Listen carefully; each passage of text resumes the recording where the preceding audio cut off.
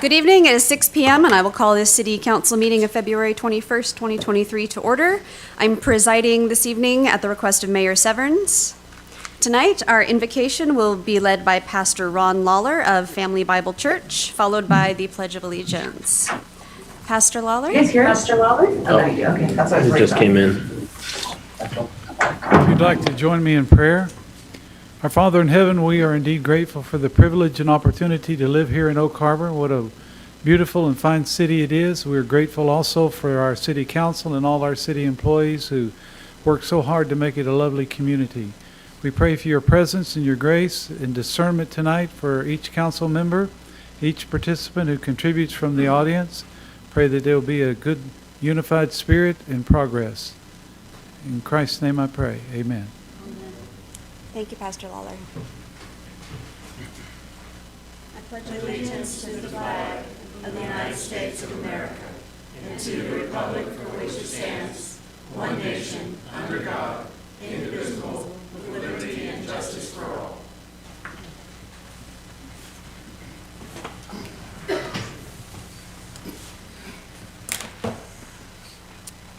Thank you.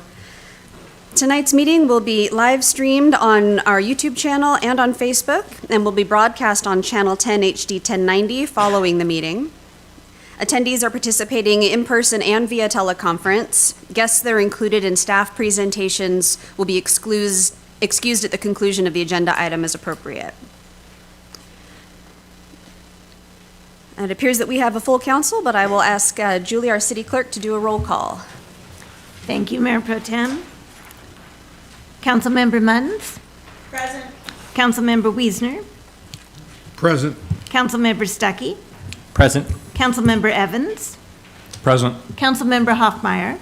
Present. Councilmember Marshall? Present.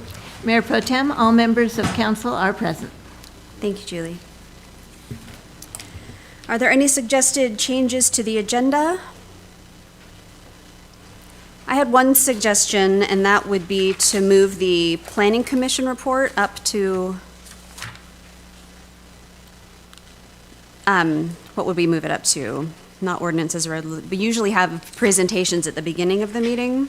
Who's here from the Planning Commission? Are they not here yet? It's number 6, Oh, no, it's 10A, reports and discussion items. Okay, well, if no one from the Planning Commission is here yet, then we'll. I went to get them. Oh, you went to? Is it official it's moved up, or do you want to? No, we haven't Okay. taken any action on it. They'll be here at 6:30 tonight. Oh, okay. Well, that's fine. We can leave it as is. Okay, so let's see. So hearing no changes, the agenda is approved as presented. We have no presentations or honors. So at this time, we will do our citizen comment period.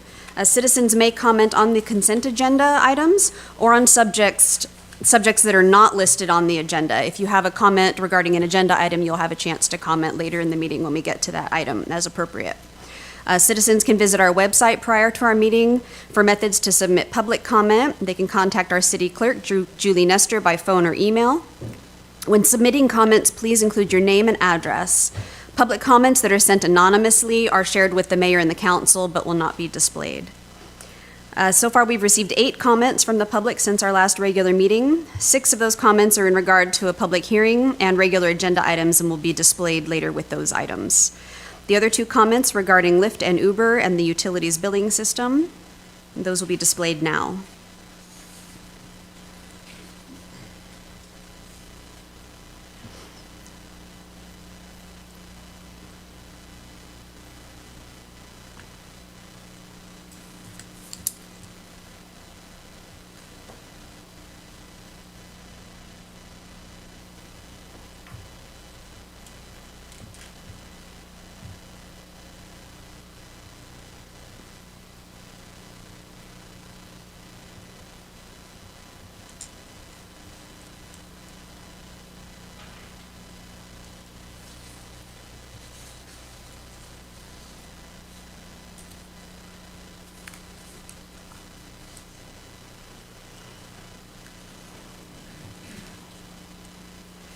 If there are any members of the public present who wish to speak to items not listed on the agenda, you are invited to speak now. Our city clerk will call your name in the order in which you signed in. Please step forward to the microphone, state your name and address, and limit your comments to 3 minutes. Mayor Pro Tem, all people who wish to speak this evening have signed up to do so in regards to the annexation, which would fall under the public hearing. Okay. Is there anyone who wishes to make a public comment at this time that did not sign in? Okay. All right. So at this time, we will close public comment and move to our consent agenda. Staff has presented the listed consent agenda items, all of which were included in the meeting packet. I'd like to note that we may have a couple of those appointed to the boards and commissions here with us this evening, and I'll acknowledge them during my comments. Do we have any objections or changes to the consent agenda? Hearing none, the consent agenda is approved as presented.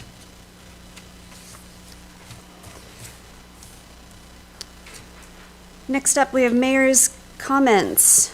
Association of Washington City's Action Days. The city was well represented at the AWC Action Days last week in Olympia. There were 350-ish city officials that met with our legislators to review legislative priorities. Mayor Severns, City Administrator Oborn, Councilmembers Wiesner, Hoffmeyer, and myself attended. Oak Harbor appreciates the support of District 10 legislators, Representative Paul, Representative Shavers, and Senator Mazzal. I'd like to thank our Oak Harbor Police and Fire Departments for their swift incident response whenever called upon in our community. Mayor Severns wishes to acknowledge the service of 3 fine community volunteers: Bruce Freeman, who's retiring from the Planning Commission, Rosemary Morrison, retiring from the Parks Board, and Peter Hunt, past president of the Oak Harbor School Board. On that note, the city has openings on our Salary Commission, Historic Preservation Board, Planning Commission, and Parks Board. Please visit our website for details on how to get involved.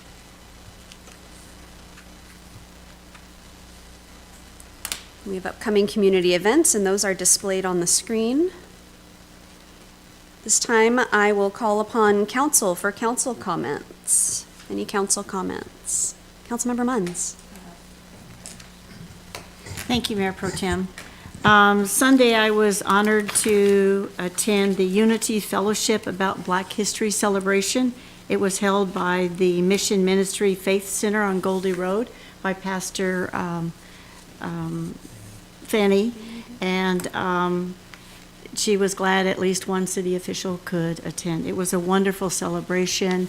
There were pastors from all different churches in town, and the theme was, we need to remember all history.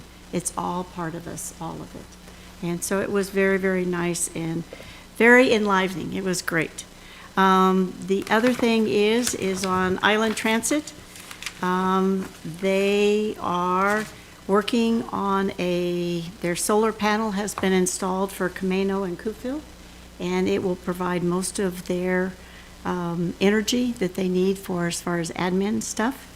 They are working on trying to find a place in South Woodby to build a new hub like they have over in Camino.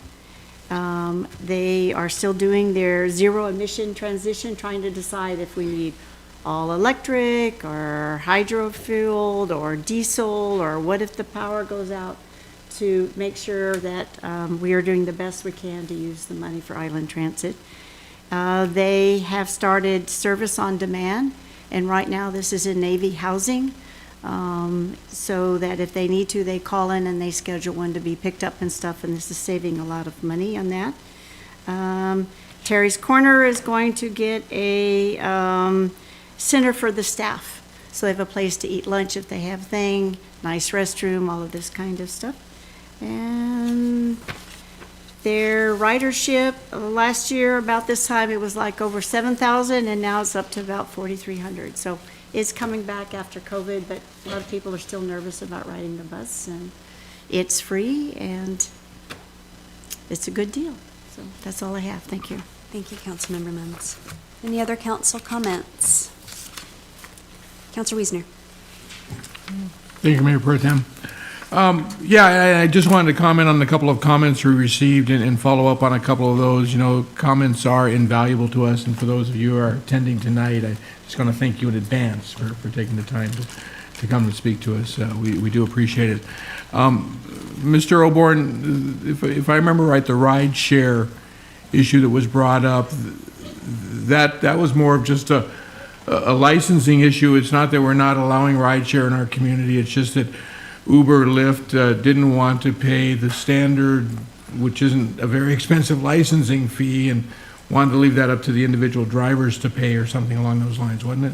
That's been resolved for years, so this is a new comment, and I checked with staff and we're following through, because we don't see it not being available in Oak Harbor. Okay, and I assume we do intend to reach out to that person and Yes. bring them up to speed there.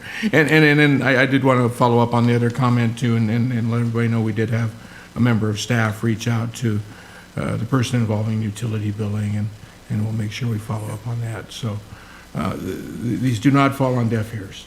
Thank you. Thank you, Councilor Wiesner. Any other comments? I have a quick one. As I mentioned in the mayor's comments, we had our City Action Days in Olympia last week, sponsored by the Association of Washington Cities. And we had a chance to hear the governor speak, and we had a series of appointments on the Hill with all three of our representatives. All three of our representatives also made a point to come to where the conference was being held, and so we had a chance to speak to them several times, actually, and spend quite a bit of time with them. And I was really impressed with how tuned in they are in our community. You know, they work in Olympia, and it's easy to forget that they all actually live here, and this is their home. And so they were very dialed in. There wasn't a single issue I think we presented that they were surprised by. You know, there wasn't a name that they didn't know or a reference they didn't get. They were very aware of the struggles that we have, and really aware of our goals and our priorities. And I was really impressed. They were really dialed in, and that was refreshing. So just wanted to give them kudos, because they're clearly working really hard, and they were very generous with their time. All right, no other council comments. All right, we will move on. Public hearings and meetings. Ordinance number 1968, Sullivan Annexation. Our senior planner, Dennis Lefevre, will present. Yes, good evening. Thank you, Mayor Pro Tem, members of the council. I assume you can all hear me as well as see me. Yep. I will be sharing a screen for a brief PowerPoint presentation.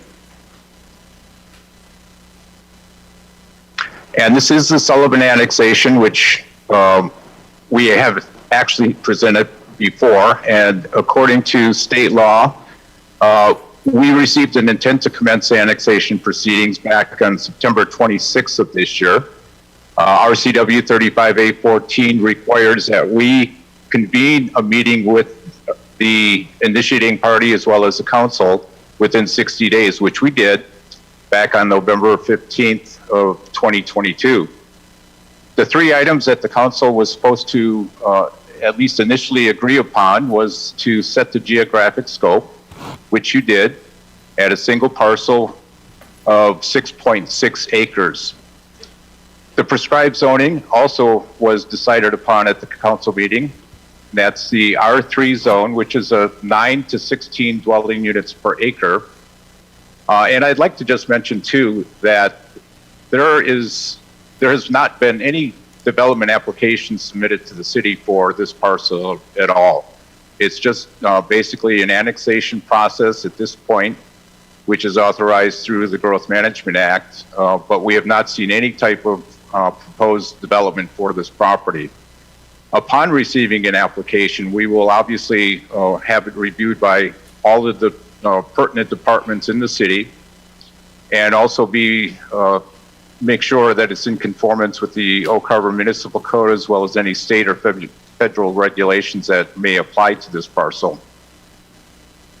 With that being said, the third item that the council approved was the assumption of the proportionate share of this indebtedness for this 6.6 acre parcel.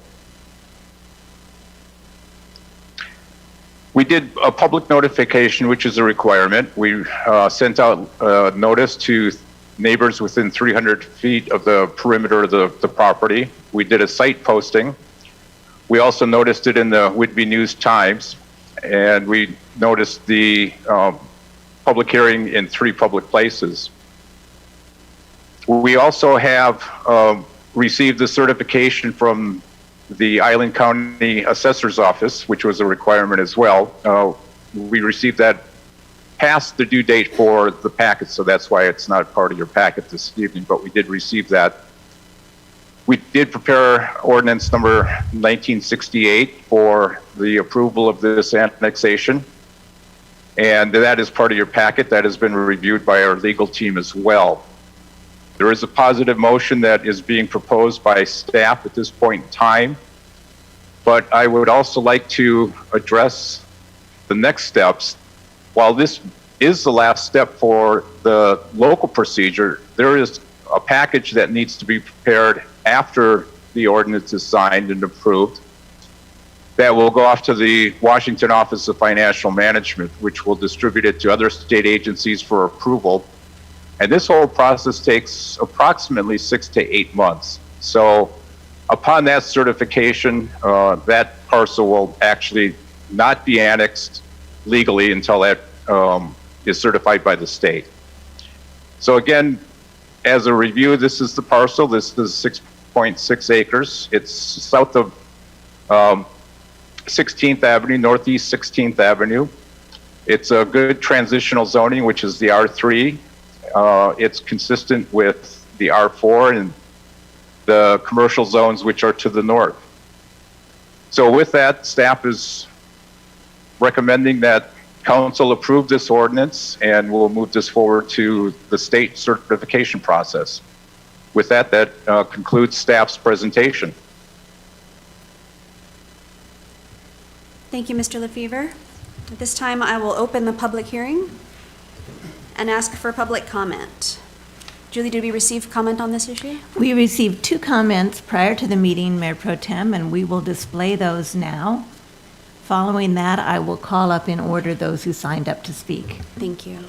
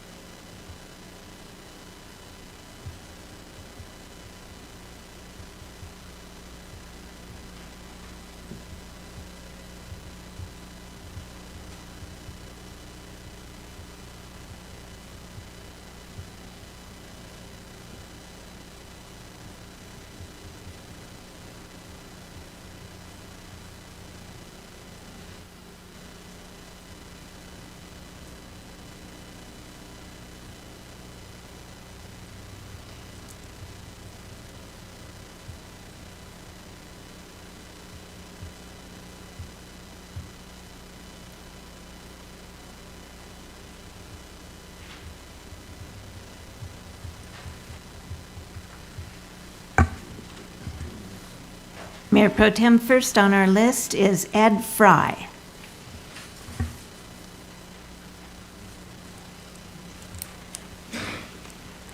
Good evening, Mayor Pro Temp and City Council members. Thank you for allowing us the opportunity to speak tonight. My name is Eddie Fry. I live at 1677 Northeast Sumner Drive in Oak Harbor, within the plot of Uplands West. I've been asked to speak on behalf of Uplands West Homeowners Association by the Board of Directors to conserve time for all. However, there are folks in this audience that signed up just in case you needed to hear from them instead of just me speaking on their behalf. So that's why they've signed up. And they may wish to come up and add after I'm done. There may be others who wish to add their specific concerns that I may have missed. With that said, our concerns and our plea to you in preservation of our neighborhood are as follows. In regards to the annexation of the 6.6 acres being voted on tonight by the council, we, the Uplands West homeowners members, have the following concerns. Not all Uplands West homeowner members received letters and on this annexation. And what I mean by that is we're an homeowners association. Only letters were sent out to the actual properties that bordered or across the street so far up Sumner. No one on Tafson received this email that I spoke to, which was all but 3 people, and or 3 homes. With that being said, as a homeowners association, we own all the property boundaries around our association with the exception to the west. All of the property that's behind Sumner on your map is homeowner association property, and it's our trails. Therefore, every member of the homeowners association should have received a letter, is what we feel, so that they could have been here to speak tonight as well. Short notice, we require in our bylaws so much time to have meetings. And this letter was signed, I think it was the 12th of January, except we didn't receive it. The first of us received it on the 2nd of February, and some didn't get it until the 3rd or 4th. So we talked to the majority, I talked to the majority of the homeowners, which is why I'm speaking on their behalf. I'll continue on. We have 45 homes in our association. Our concerns are an increase in vehicle traffic, an increase in foot traffic in our neighborhood, park and trails owned by Uplands West that we maintain and have to pay for. An increase in population, we fear, and we all know this, will increase crime in our neighborhood. Recently, the levy for the school system failed. With that, where will the additional children that are going to go into these homes have to go to school? It's going to increase the school size for the students. Trees which nest bald eagles and multiple other animals will be removed for buildings, and our view will become the backside of apartments and townhomes instead of trees. We all moved there and bought our property because we were on the outskirts of town. And part of that was the beautification of the green belt and the trees. That's why most of us bought there. And understand growth. I'll get to that in just a second. Annexing the property brings in revenue for the city. However, does it provide enough revenue to maintain all required resources, including fire, police, roads, utilities, etc.? That's a question. Uplands West Homeowners Association is currently zoned R1. Why would you zone this property R3 when we're closer within the city as R1? Our water lines out there right now are supposed to be replaced to a larger line. I'm sure y'all are already aware of that. It's supposed to have happened about 3 years ago and didn't. It ended up going to O'Leary instead, as one of the past city council members informed me. Is there property available in city limits to build apartments and townhomes on? Affordable housing is not adding apartments no one can afford. Example, new apartments across from the post office is affordable housing. How is it affordable when my son, a school teacher with a degree and career, can't afford to live there?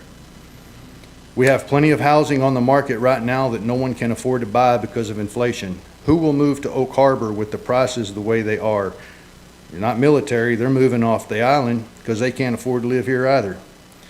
All of our homeowner association members I've spoken to bought their homes because it was on the outskirts of town, with lower traffic and beautiful trees with awesome views of the wildlife.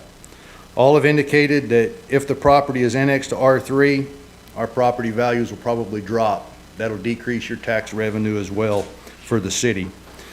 If it's annexed as R3 with townhomes, it'll bring more traffic and crime, as happened with the apartments of State Route 20 and 16th Street years ago. We are not here tonight to try and ask you to reject the request. It's not what we're here for. We are good neighbors and voting members of Oak Harbor and want to support both the city, landowner, and most of all, look out for our property and neighborhood we have all worked so hard for. We welcome the annexation, but we request the council to please take into consideration the zoning. We request to meet in the middle and accept annexation, but request it to be zoned R1 vice R3 for single-family dwellings. It is proven that homeowners take better care of their own property than if it were townhomes or apartments they don't own but rather rent. For this reason, please accept our request to zone R1 and annex into city limits to maintain our values and neighborhood. Think, if this was your neighborhood, how would you vote? Pending any questions, council members, that's all I have at this time. Thank you, Mr. Fry.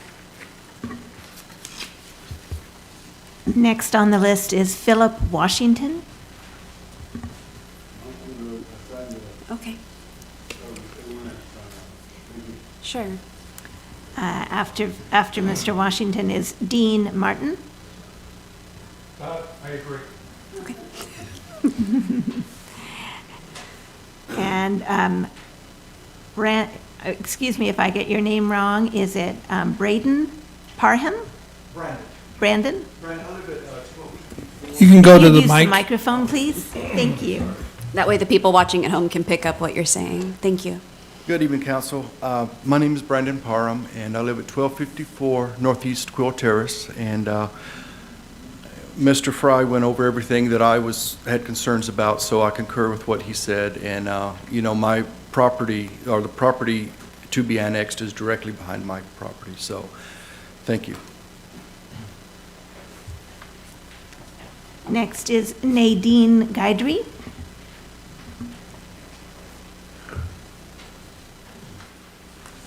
Good evening, I'm Nadine Guidry, and I live on Tafson Street. I didn't know anything about this until last night. Mr. Fry gave me a call, which I appreciate, because on Tafson Street, we weren't notified. However, we are, as he explained, part of the association who takes care of those trails and so on. So, we do have, these are valid concerns that we have, and we hope that you'll take those concerns into consideration. And that's all I have. Leon Guidry? Guidry, I'm so sorry.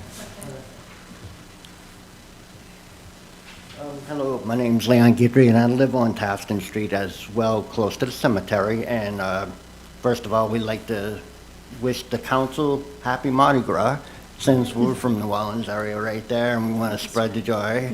I concur with Mr. Fry as well. As far as keeping it as an R1, we have concerns about the number of folks that live in a R3 zone dwelling coming in infringing on our property that we pay for, and we pay homeowners association to keep up and such.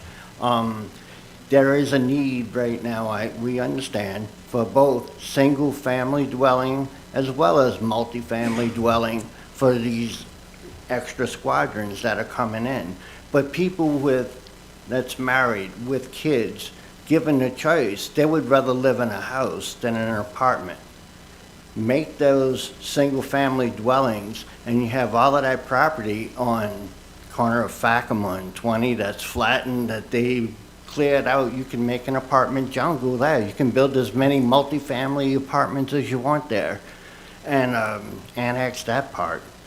The other part, and I just have a question, and then since I found out last night, I didn't get a phone call to ask the person that was at the end of the letter right there.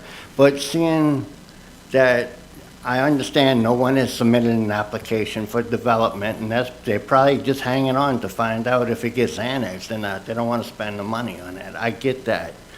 But is there any, Mr. Stuckey, I'm not trying to be a meatball or anything, but your business is on the edge of that property. Is there any benefit for you in zoning this as R3 over R1? Wait, you can't answer. we don't respond to questions during public comment. This is just Okay, time for you I to talk to understand, but us. just because I But had Mr. that- Stuckey may choose to address that during his Okay. comment. Thank you. And that would be good, because then that would be on the record It's as a whether valid he's question. part of this development and such, and benefits one way or another. And so, and I think that's everything I have to say. Thank you for your time. Next is Sherry Rochelle. Am I close?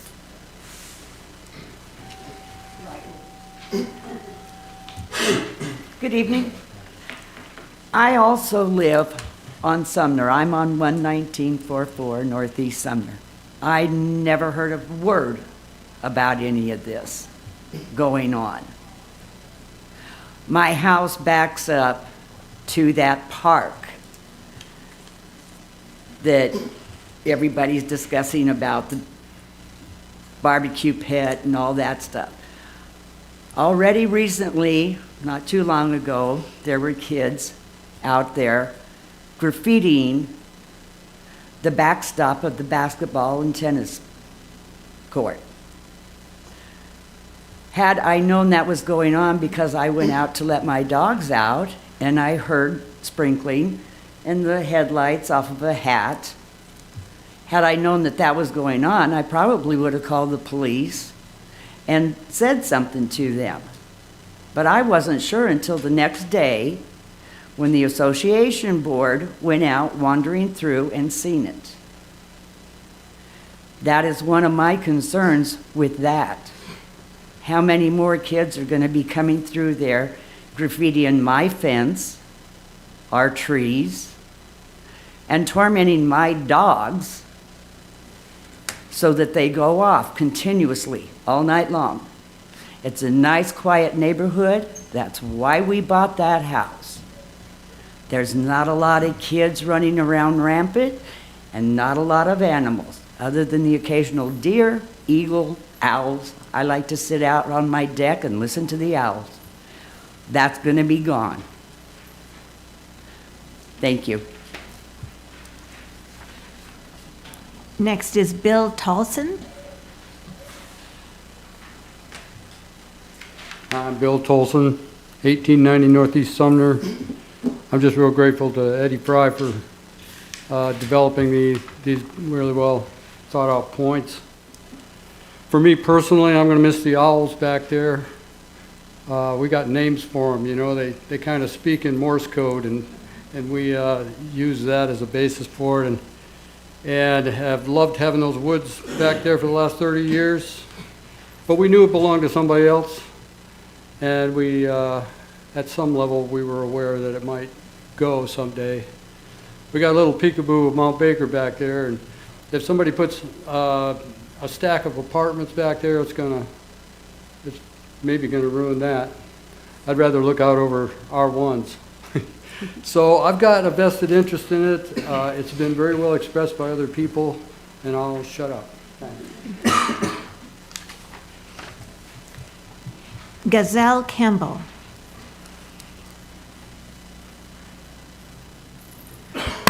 Hi, my name is Gazel Campbell. I'm on Tapson Street, 1264.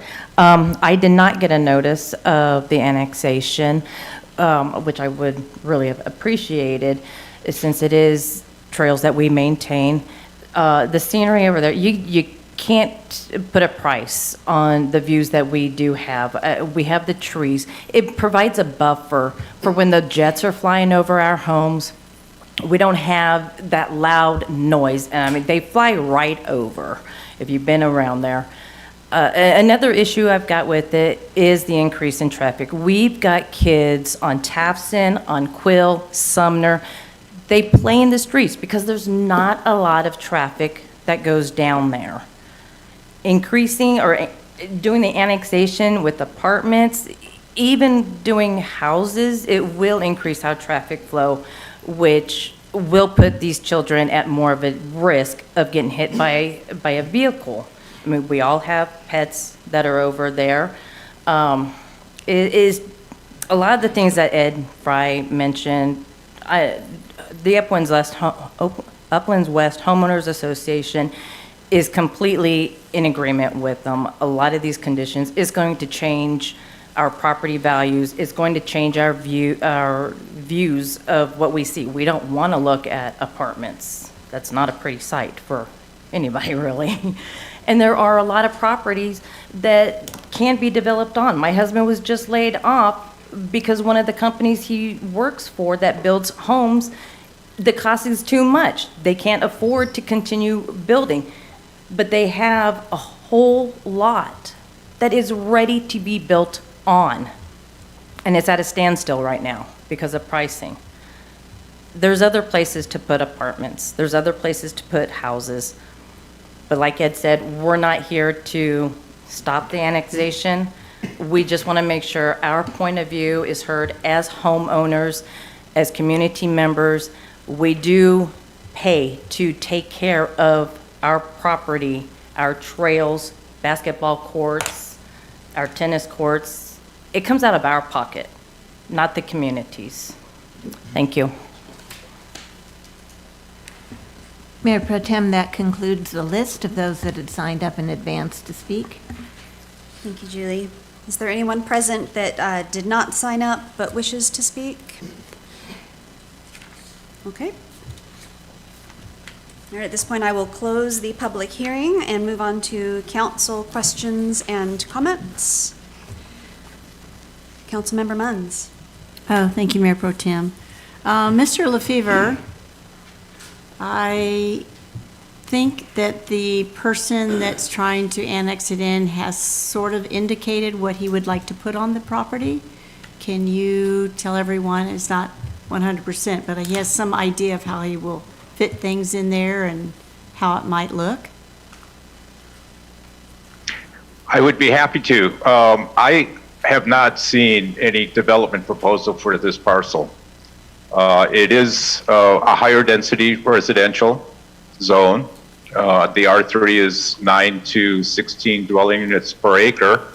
So whatever configuration the potential development takes is really unknown at this point in time. As far as ingress and egress issues that are concerned, again, it really depends on the layout of the proposal. Those will certainly be addressed through any development application that we receive by engineering, public works, our department, fire and police will also have an opportunity to comment, as will these folks that are in the audience, and I appreciate their attendance tonight.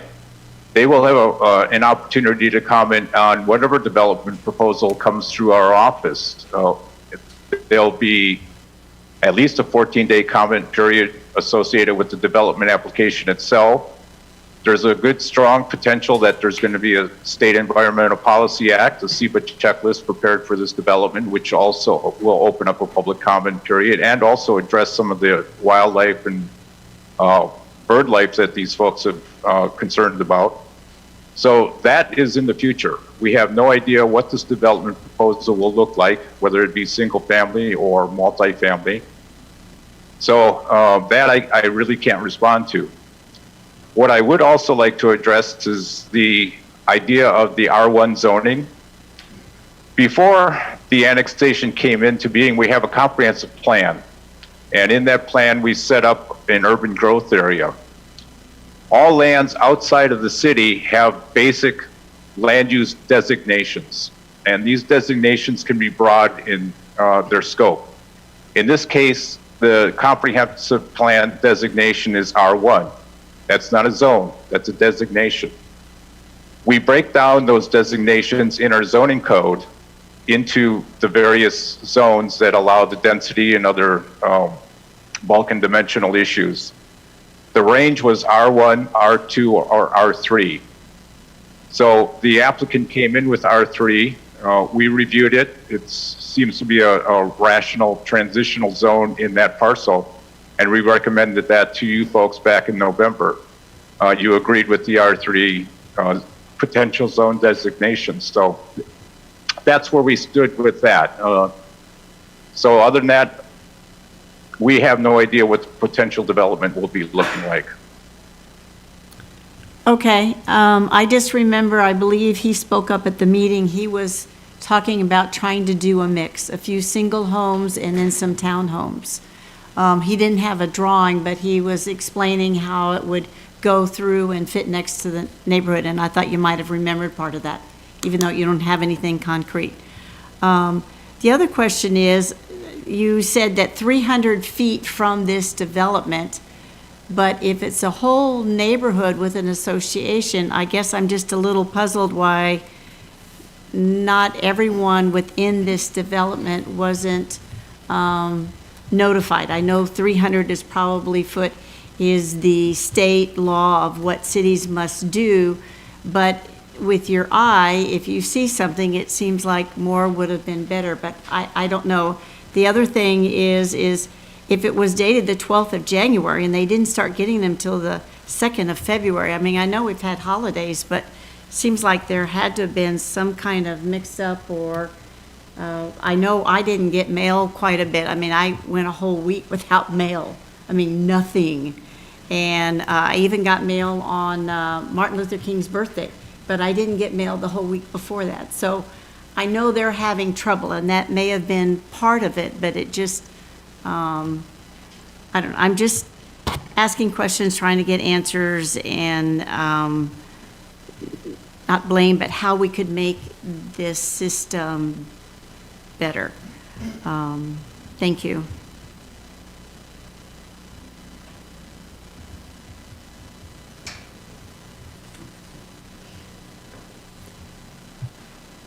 Do you have anything else? Okay. Sorry. No, no worries. Counselor Stuckey. Hello, neighbors. Come by for a cup of tea.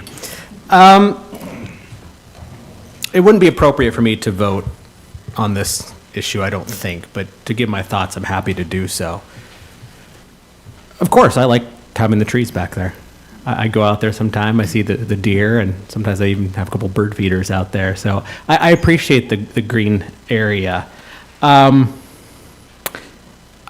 do love the idea that you folks came to us saying you're not against the annexation, which is what we're talking about. I like that you're willing to work with the R1. Looking at it from the developer standpoint, could you afford to make the profit that he's going for on an R1? I don't know. The developer's not online, is he? Dennis, can you answer that? Fever? It'd be awesome if the developer was online.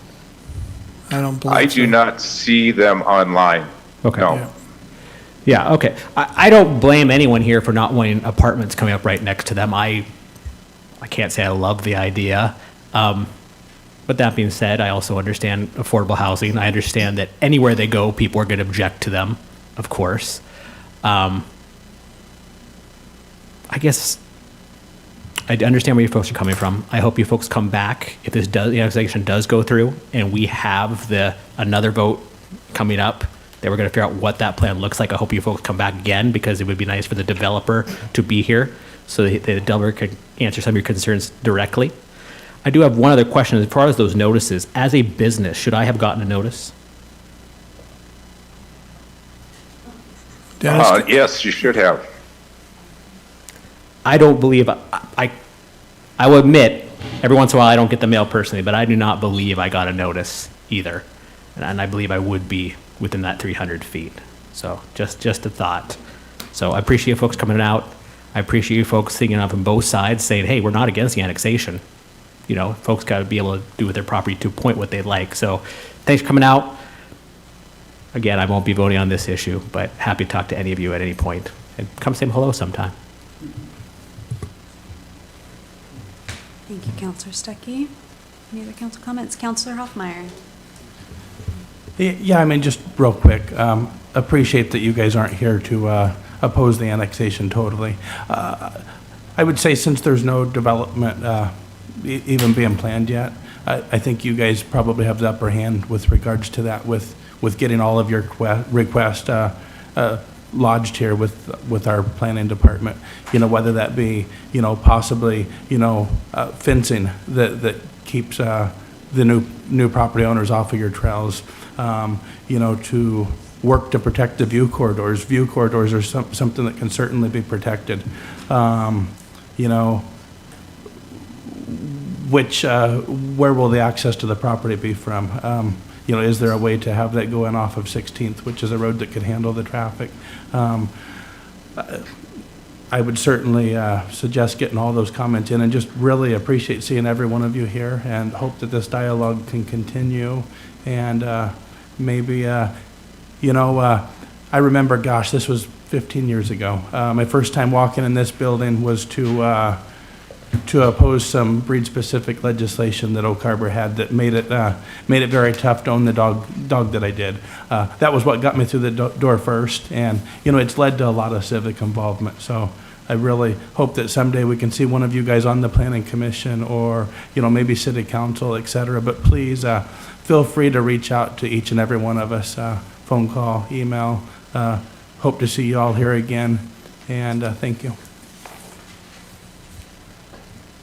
Thank you, Councilor Hoffmeyer. Any other council comments, questions? Councilor Muntz? Thank you, Mayor Pro Tem. Mr. LaFever, R3 can be a mixture. It isn't just all apartments, correct? It can be a mix? Yes, It can be a mix. that's correct. Yes. Okay, I don't know what his break point is. I know in building, if you can put in all the infrastructure, the water pipes and cable and stuff like that, that saves in having to build one house at a time. But it would be interesting, since I clearly, and I think other council members remember him saying he was trying to put in a mixed community there. It would be nice to hear more about that before a final plan is done. I know there's a lot that goes before that, but I would hope that we can encourage Mr. Sullivan to go back and YouTube this night about the comments, and I'm sure he can get copies of the comment letters that were sent in, and maybe Mr. Fry would leave his comments with the city clerk, so that it would be available. But when a group is trying to make it work, somehow we might be able to come to the middle. I don't know. The fire has not even gone through the plans, if their equipment can get through the streets and around, and how it will affect the traffic from going from one neighborhood to the other. There's a lot that goes into it, but I would hope there would be some way we can be sure that the other side, we've heard one side, they obviously weren't attuned. A lot of people didn't get the notice, including one of our council members who is in with 300 feet, but somehow, if we can bring the sides together, I'm sure he's got a breaking point on whether or not he can make this go. We do need housing desperately, all kinds and all prices. But maybe there is a solution in the middle if he knows all the other side, and see where we go from there. Just because we approve the annex doesn't mean it completely goes through. It just means now we go to the next step, and then the next step. And so you never know when a wall will come up. But thank you so much for coming. I'm sorry some of you didn't get the notices, but things happen and it's out of everybody's control. Somebody writes it up, they put it in the mail, and who knows what happens to it. I'm still missing some mail that on our little app we can see. We should have gotten this, but we never did. So the post office is kind of in a jam right now too, unfortunately. So, but thank you so much. We really, really appreciate this. And there's got to be somewhere in the middle that we can all agree on. So thank you again. Really appreciate your thoughts. Thank you. Thank you, Councilor Muntz. Mayor Pro Tem, may I make a comment, please? Of course. Yeah, I just want to address the notification. I do apologize that some of you did not receive the notification, and you felt you should have. We will certainly ensure that upon any development application that comes through our office and we open the public comment period, that we will be more diligent in getting it out to the HMO, as well as any adjacent businesses that may not have received the notification. So we will do a better job with that at the next phase of this project, if there is one. Thank you. Councillor Stuckey. You kind of touched what I was going to say. If we could, in the future, look into a better notification. And on a personal note, please let me know if I did get one, because I'm not 100% sure I didn't. I'm not gonna die on that hill, but do let me know if one was sent to me, because maybe it was. I just do not recall seeing it. So thank you. Councillor Hoffmeyer. I move to approve ordinance number 1968, annexing a 6.6 acre parcel to the city of Oak Harbor.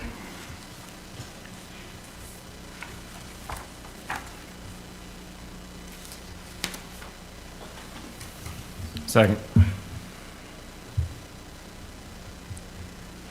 It's been moved by Councilmember Hoffmeyer to approve the recommended action as presented.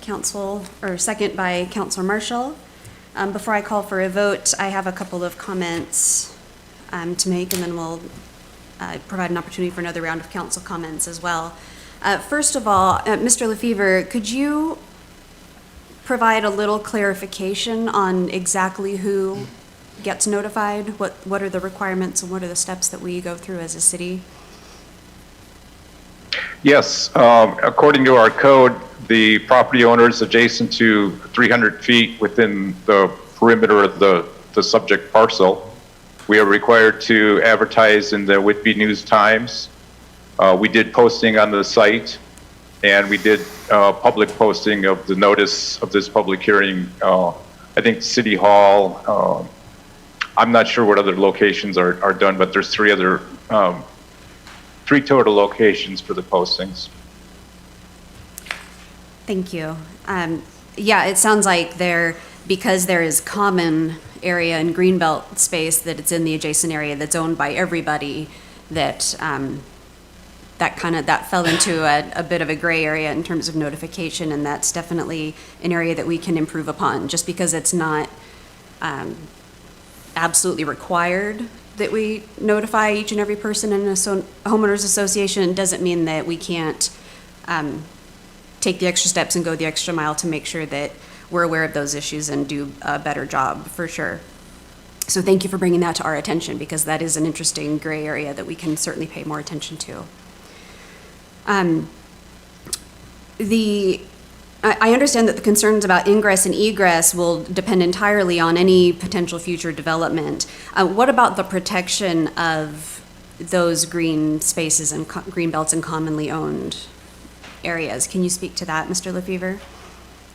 Yes, there are requirements in our code that a specific amount of open space be maintained and preserved for the use of not only the residents, but also possibly the adjacent property owners as well.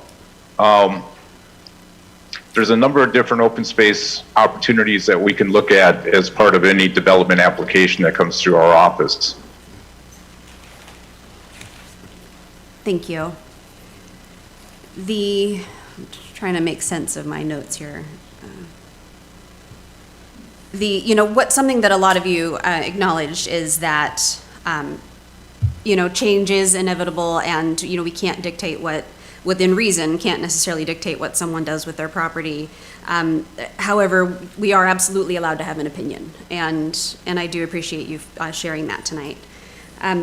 That said, there are a lot of steps between an annexation approval, if it passes tonight, and and any inevitable or what's the word I'm looking for? Hypothetical apartment buildings and or future development. Frankly, we don't know what that is going to look like. And as Mr. Lefevre pointed out, there are a lot of steps between now and then. There's a lot of various, tests that has to go through, and a lot of opportunity to make further comments. So I have to say, I've been up here, I think this is my 12th year, and it's really unusual to have so many people from a neighborhood show up and speak to anything, let alone whether or not they're just submitting a public comment, but to have so many of you band together and show up in person, that is really impactful. It is powerful, and like Councilmember Munn said, I think getting your wishes and your preferences kind of out there prior to any development application, I think it is certainly an advantage. So thank you very much for all of your feedback. We definitely appreciate it. And we wish that would happen more often. for sure. Okay, any other council comments, questions, concerns? Councilor Marshall? Thank you, Mayor Pro Tem. I just wanted to say I too appreciate the input from the community, and it's very nice to see so many of you come and express your concerns. And the reason I am going to vote to move forward with this is because there is so many opportunities still between now and final development that you have the opportunity to talk about, that we can still talk about zoning, we still talk about your concerns, and those are things that that I think are important, that we continue to have those conversations, that we continue to address those concerns, because as property owners, you too have to protect your property and your, what you have, what you purchased, that's why you bought that place there, and that's what you want to protect, and we want to protect that as well. We all have our pieces of property that we want to protect, and I'm kind of going through some of the same thing. Is there's a 43 units that want to go right next to me, and I don't know how they're going to fit that on that little piece of property. I don't know where the deer are going to go, but it does impact it, and it's unfortunate, but it is part of growth within a city and within city limits. And so I will be voting for the annexation, but I certainly have heard your concerns and would like to continue further this conversation, and would love to work with any of you on those green spaces and making sure that your concerns are addressed with the city and with our development services department. So I thank you for your time and appreciate you coming out here. Thank you, Councilor Marshall. Any final comments, questions?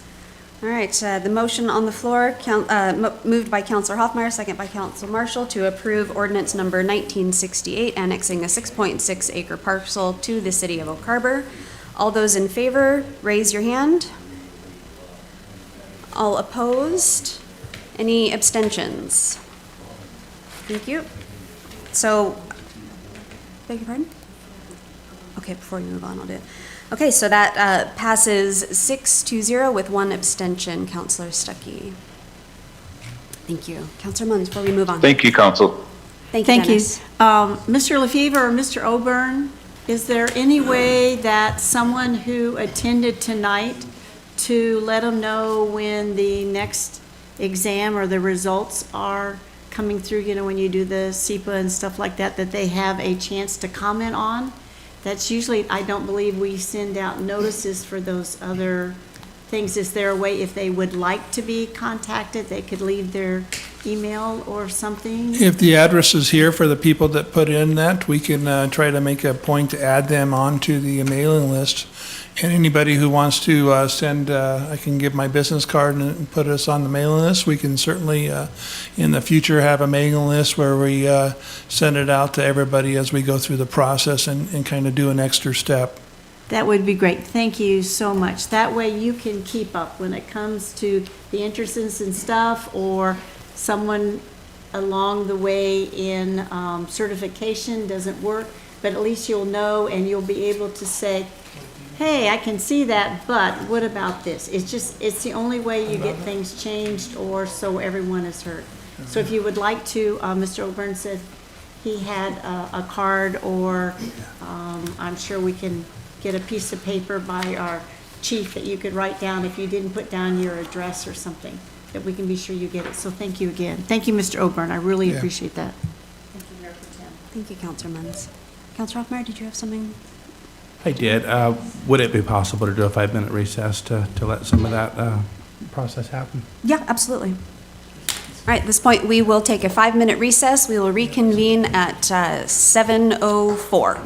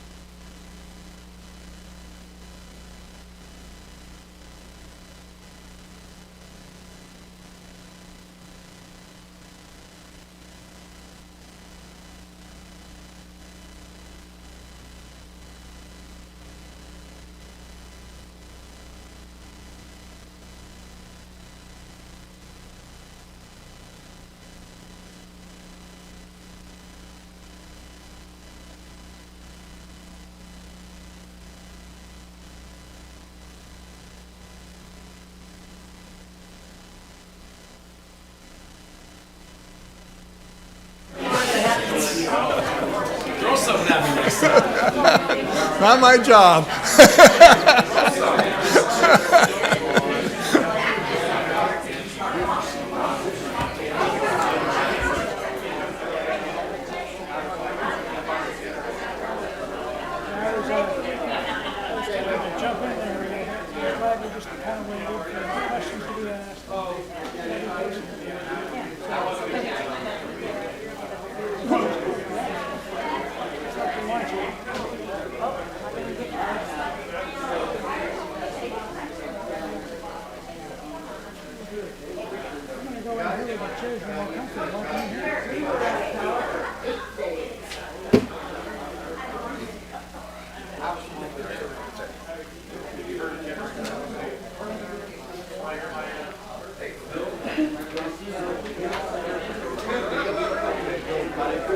Seven oh four.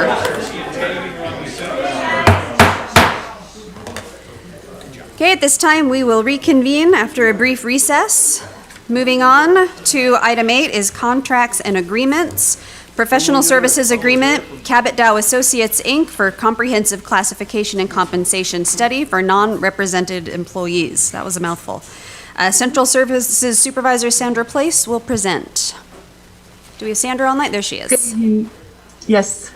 Good evening, Mayor Pro Tem and City Council members.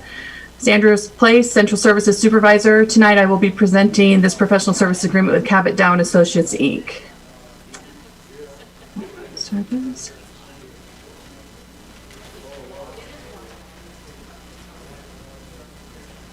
Okay. The City of Oak Harbor strives to competitively recruit and retain employees, motivate employees to excel in their jobs, and to provide a structure of work that gives the best service to the city and the community. A little bit of background on this one. The city's last non-represented classification and compensation study review was conducted 5 years ago. The job descriptions for our current non-represented employees have been updated by city staff, but job descriptions may not reflect current job duties. So this project is a comprehensive study of both classification and compensation. We began with our discovery phase where we put together a scope of work that had objectives and issued out an RFP. In that RFP scope, we had project management, plan and coordination, classification and compensation analysis, to conduct meetings with staff and city council, and to provide deliverables such as draft reports, final reports, city council meeting materials, and responses to city council questions. On January 7th, 2023, the city issued out this request for proposal, and the submission deadline was on February 3rd. We advertised in the Whitby News Times, the Seattle Daily Journal of Commerce, on the city's website, and we also sent it to all of the MRSC roster consultants. We received back 4 proposals. 2 were from Washington State, 2 were outside of the state, and an evaluation team was put together of 10 staff members, and they all evaluated it based on these criterias. And we all came up with, all but one came up with a top candidate of Cabot Dow and Associates. Cabot Dow and Associates is based in Bellevue, Washington. We checked out their references and they stated that they are great to work with. They have 35 years of experience. 70% of their clients are cities, and they have previously worked with the city of Anacortes and the city of Bellingham. In the biennial 2023-2024 budget was included $100,000 for this project. The proposed amount is $32,000. And we have a motion for you to consider tonight.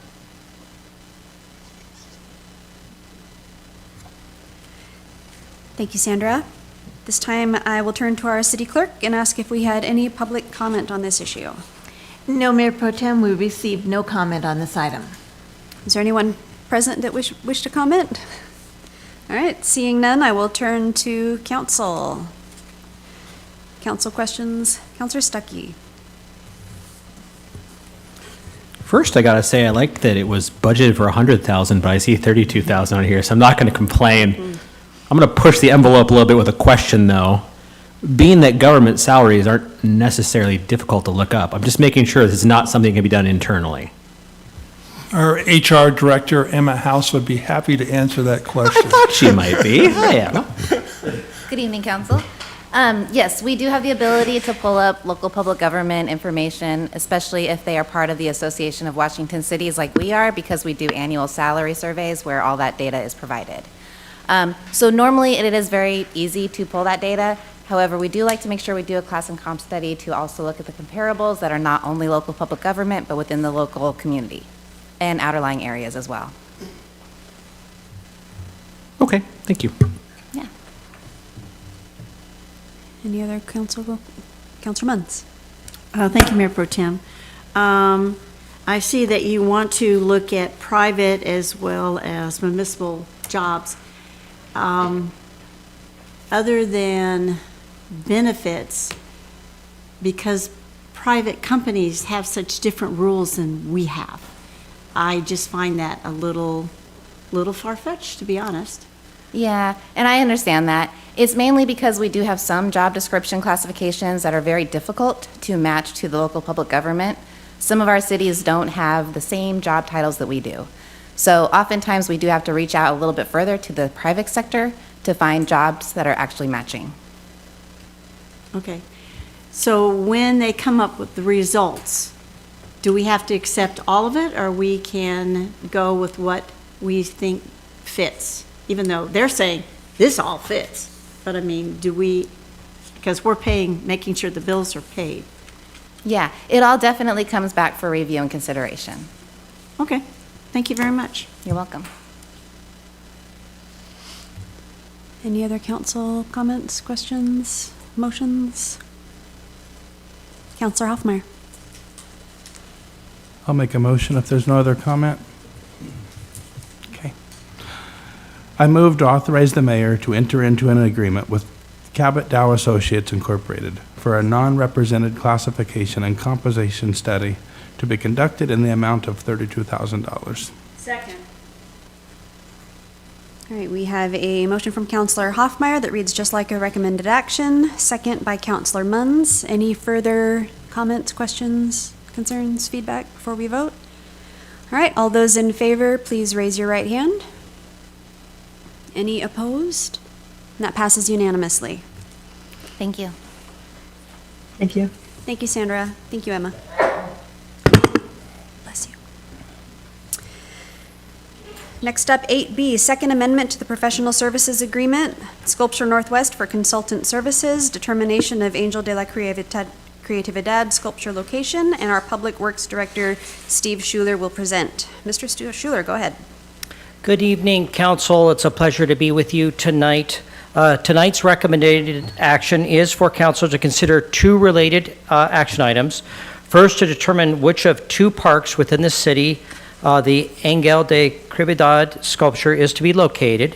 And second, to authorize the mayor to sign a second amendment to the agreement with Sculptures Northwest. Sculptures Northwest has agreed to and signed the proposed amendment, which is in the council's packet. In September of 2021, the city signed agreements with Sculpture Northwest regarding the sculpture. Last fall, the city and Sculpture Northwest met to discuss the siting of the sculpture. At the general conclusion, two park locations were deliberated, the first being the southwest corner of Windjammer Park, and the second being Flintstone Park. On council's dais is a map showing both of those areas. And Tim, if you would put that up for our online audience, that'd be great. And then I also just showed on the map the location of the future windmill that we've discussed with council before, and that's about 750 feet away, or about 2.5 football fields from the southwest corner of Windjammer Park location. I will provide a short overview of both locations and answer any additional questions that council has before you consider both written comments, and I understand there's at least 2 written comments tonight, and public comments from anyone that would like to provide those tonight. We have members of Sculptures Northwest here, and I had the opportunity to meet in person with both Therese and John Kingsbury and Richard Nash of Sculptures Northwest, and Mr. Nash invited me to meet on site to look at both park locations. The southwest corner of Windjammer Park near Beeksma Drive was the original location considered of the two, as seen from the past documents in your packet. Sculpture Northwest has already paid for the geotech engineering for that location, and the proposed sculpture site was located more than 200 feet away from the ordinary high water mark to avoid a shoreline permit. The Flintstone Park location would likely require a new geotech report, which per the proposed Second Amendment would be paid for by the city using the Creative Arts Fund, or Fund 115. Almost any location within Flintstone Park would be within that 200 feet of the beach and require a shoreline permit. The 2021 agreement requires Sculpture Northwest to provide a maintenance plan to the city. They have. In brief, it recommends the city pressure wash and inspect the sculpture once a year, and about every 10 years, hire a professional team to inspect the welds, coating, and concrete pad and perform repairs as needed. Both locations would require inspection and maintenance. In my initial consultation with the city's fantastic planning and building department, both locations would most likely require a floodplain permit and the associated federal biological assessment that is required anytime you really do almost anything within the floodplain, which is different than a shoreline permit, as you know. It would also require, both would require a building permit. The process could require conditional use permit and a hearing examiner approval, and certainly notice to agencies and parties beyond the control of the city. The permitting process is expected to take approximately 6 to 8 months. Per the proposed Second Amendment, the city will apply for and pay permit fees for either location. Sculpture Northwest has already paid the structural engineering analysis, and they have already paid for the manufacture and inspection of the sculpture. Sculptures Northwest would retain their responsibility to deliver and install the sculpture at the city's designated location. In conclusion, if both parties were to agree to a location this month, the installation would take place approximately in the fall of this year at the earliest. And so, does council have any initial questions that I can answer before we open it up for public comment? Mr. Schuler, I will ask for public comment first, and then we will circle back to you. Did we receive any comments, Julie? Yes, Mayor Pro Tem, we did, and we will display those here on the screen. Thank you.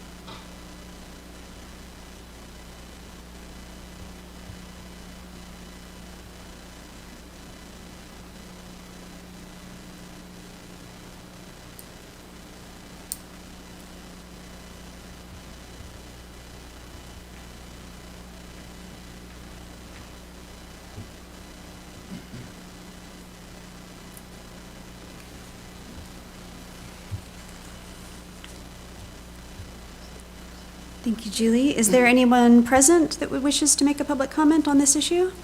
I'm seeing shaking heads. Okay, Mr. Schuler, you are back up, and at this time I will turn to council for comments, questions, concerns. Councilor Munns. Thank you, Mayor Pro Tem. On the storage, you have listed that the city said they may store it on city property, but SNW would like it to stay where it is and then move it once it is placed. I believe that is in like a covered storage, whereas I'm not sure the city has a place to put it in a... Yeah, and again, we have a member of Sculpture Northwest that can provide more specific answers, but as I understand it from talking to their board members, it is located outdoors right now on a trailer. The preferred method would be to only move it once. It's fairly large, right? Yep. But we want to give that option that if for some reason the permitting went on and on and on, or we had an issue and it has to sit there, and I, as I understand it, the contractor is kind of doing it out of their graciousness. And so Yes. we just want to give that as a plan B, is to move it, for example, on the Public Works yard, which would have plenty of room to do that. But then again, everyone's having to move it twice, which is never as cost-effective or as good a process. There's a lot of things that perhaps could happen, little nicks, something bent, whatever. So I Exactly. can see their thing. And the city is prepared to pay for all expenses to redo everything. There's a site that's all set to go, pretty much. But if it is moved to another site, and it's not in the middle of the park, anyway, they're prepared to pay for all the geotech and all that other stuff that has to be repeated. And it extends it 3 months, 9 months? How long? So it's difficult to judge that when I've talked to the Planning and Building Department, and Okay. again, they are fantastic, but it is difficult because those are outside our control. And so if we did go with the Flintstone location, yes, most likely we would have to get an additional geotech report, which the city would pay for out of the Creative Arts Fund. And so my intent would be, if I'm still asked to be the project manager on this, would be to go ahead and start with the permitting process and do the geotechnical work, if you want to call it, in parallel, and then match those up when they needed to. So I don't know how much delay there would actually be. You know, it kind of depends on how the permitting process goes, on what sort of other responses we see from other agencies or tribes or neighbors or things like that. But yes, we would definitely have to do some additional work at Flintstone Park, the two biggest ones being the geotechnical report, and the other being that there is a location on Flintstone Park that's outside that 200 feet, but it's like the corner driveway. And so I'm guessing that nobody really wants to put it at the corner driveway. And so we're going to be within that, so we'll have to go ahead and get a shoreline permit as well. But both locations are within the floodplain, and so both of them are having to go through a federal floodplain permit, and that just takes time. And so a lot of that can happen concurrently.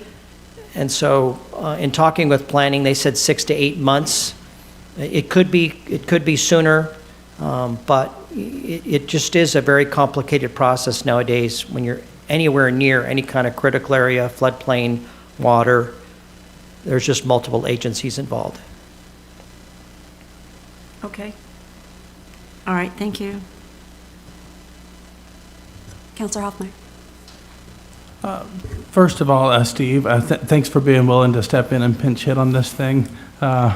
It's been batted around a while, right? As council, our job is to lead. Our job is to represent the constituency. Within leading, quite often there's compromise. And, this council has worked pretty fervently over the last year to get to yes on certain issues. And, since the beginning, I had requested that Sculptures Northwest and those that feel strongly about this piece, on both sides, for and against, to work to get towards that compromise. And in my opinion, this isn't something that, should be a moving goalpost. Sculptures Northwest appears that they would be content with the location at Flintstone. I reached out to many people in the community, and it seems like that does appease what most of the people wanted with Knott and Windjammer. I like that the geotech would come out of the Creative Arts Fund.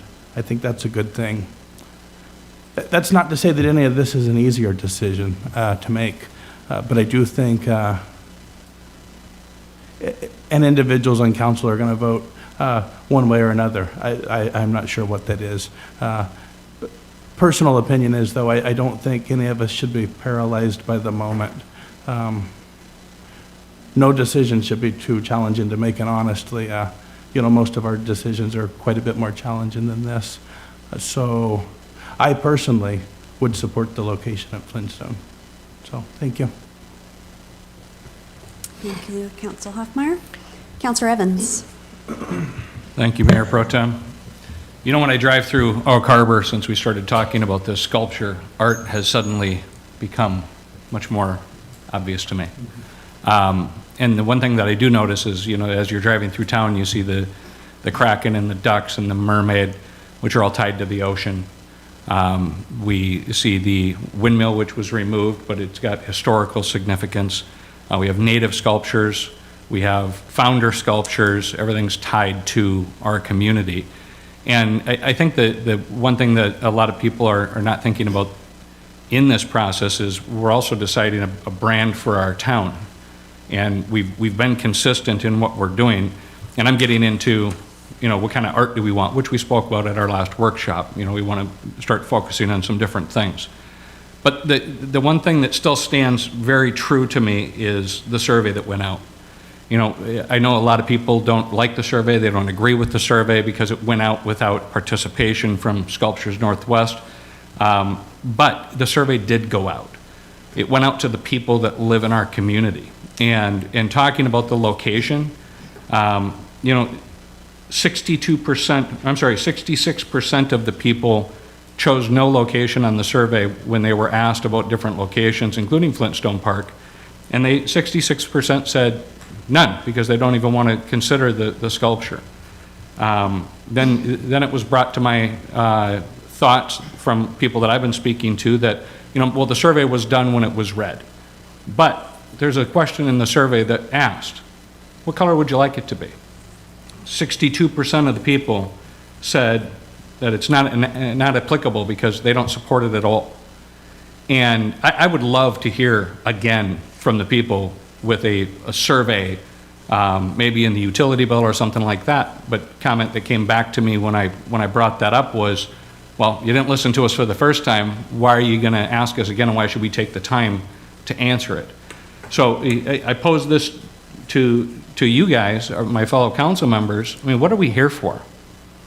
I mean, yes, it's a sculpture. It's got a great sculptor that created it, but this is their town. It's not ours.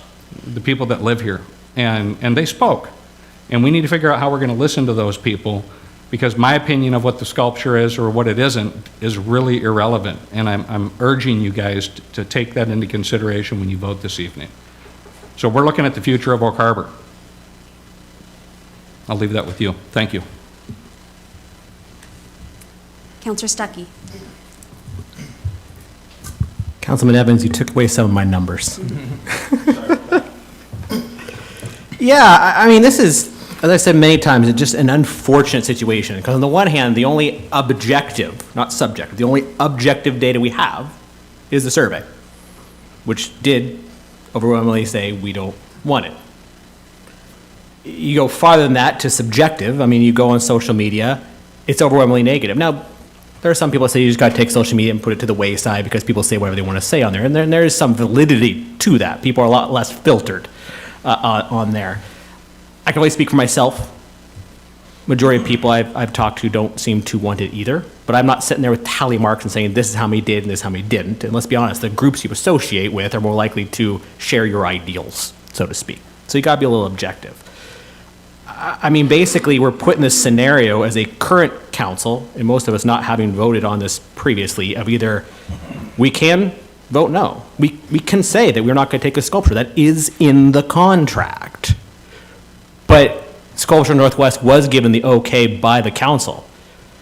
Now, you could say the council should listen to the will of the people, but that's a different argument. As a business, as a municipal business, they were given the okay, and they have spent money on this. So I don't blame them for wanting to recoup their costs or move forward with this. I guess with that in mind, I mean, a couple questions I have is moving it to Flintstone. What kind of costs are we looking at to the city? I mean, you're talking about these other costs that the city is going to absorb, but nowhere in here do I see what those costs might be. Yeah, that's a very good question, and I think the biggest, if you want to call it costs that are external, would be for the geotechnical engineering report, and then there would be a cost from the Creative Arts Fund to the general fund, as I believe how David Goldman will have it done is, in essence, when we pay for the permits, those permits would be paid for out of the Creative Art Fund, and so let's just say there's a permit and the floodplain permit's $1,000. Those funds would move from the Creative Arts Fund into the general fund to pay the planning department for their time. So there would be cost to the Creative Arts Fund, but it would be internal to the city. Did that make sense? It does, but it still doesn't answer the question, because basically we have a sculpture that the data we have, so the majority of people don't want. A few more people will be appeased by moving from Windjammer, it seems. But are they going to be appeased when they find out they have to spend $50,000 more dollars? I'm just throwing out a number. I don't know that to be fact. So what kind of increased costs are we looking at by doing Flintstone? I know you can't give me an exact, but at least a ballpark.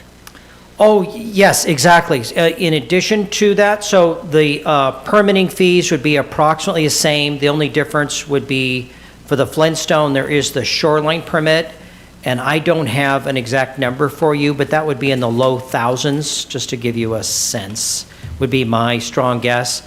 I'd have to maybe talk with planning and get back to you on what exactly those costs would be. The geotech report, depending on how you work with the geotech, that could be anywhere from $5,000 to $10,000. That would, again, come out of the Creative Arts Fund for that geotech report. So 15, 20-ish? Yes. Ish. 15, 20-ish. Remind me, because I'm looking at that survey and the people that voted no, and they said different places it could be.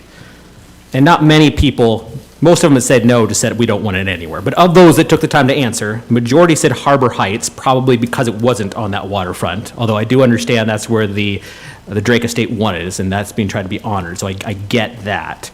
The second place, though, was Catalina Park. Remind me why that's not an option.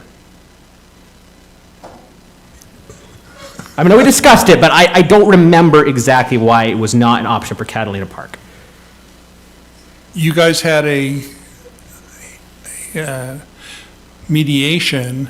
Correct. And I think there was a deadlock on it. I think the 3 council members that you were part of that deadlocked, and then some council members came back the next day and felt, well, let's compromise and let's go with Flintstone. And I think you guys can talk to it better than I can of why it transitioned. So I guess there was future discussion on it, and that was kind of ruled out. So so we went ahead, and the good thing here is we've got a signed agreement at either location from the Sculpture Northwest, and I think Sculpture Northwest made it very clear in the mediation that you participated in that Catalina was not an option that they wanted to entertain.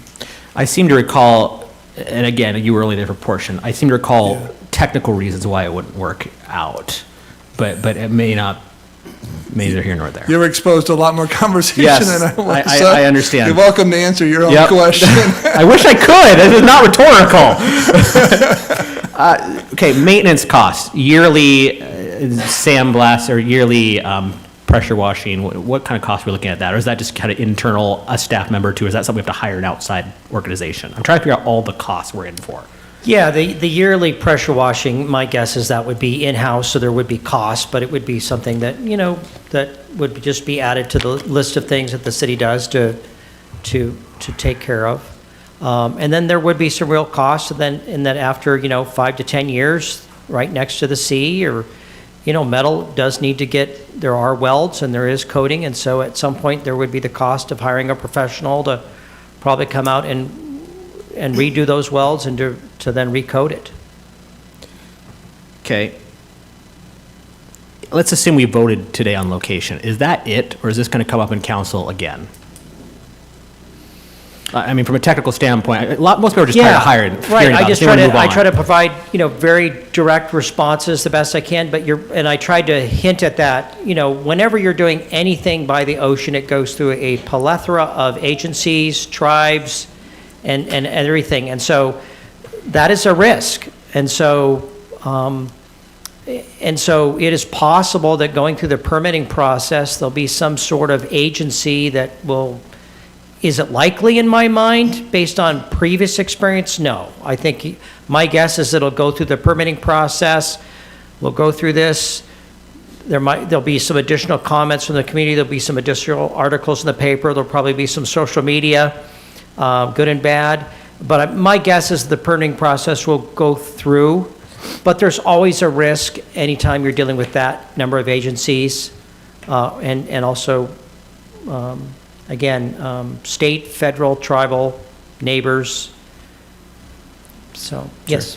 Yeah, to add a little bit to it on the hearing side, it does require with the new ordinance that we had, it didn't really have a way to fit, but it has a hearing examiner issue on it, and it will go to a hearing examiner, and there is public comment there that will take place as part of the permitting, and then the other environmental permitting, and then other state agencies.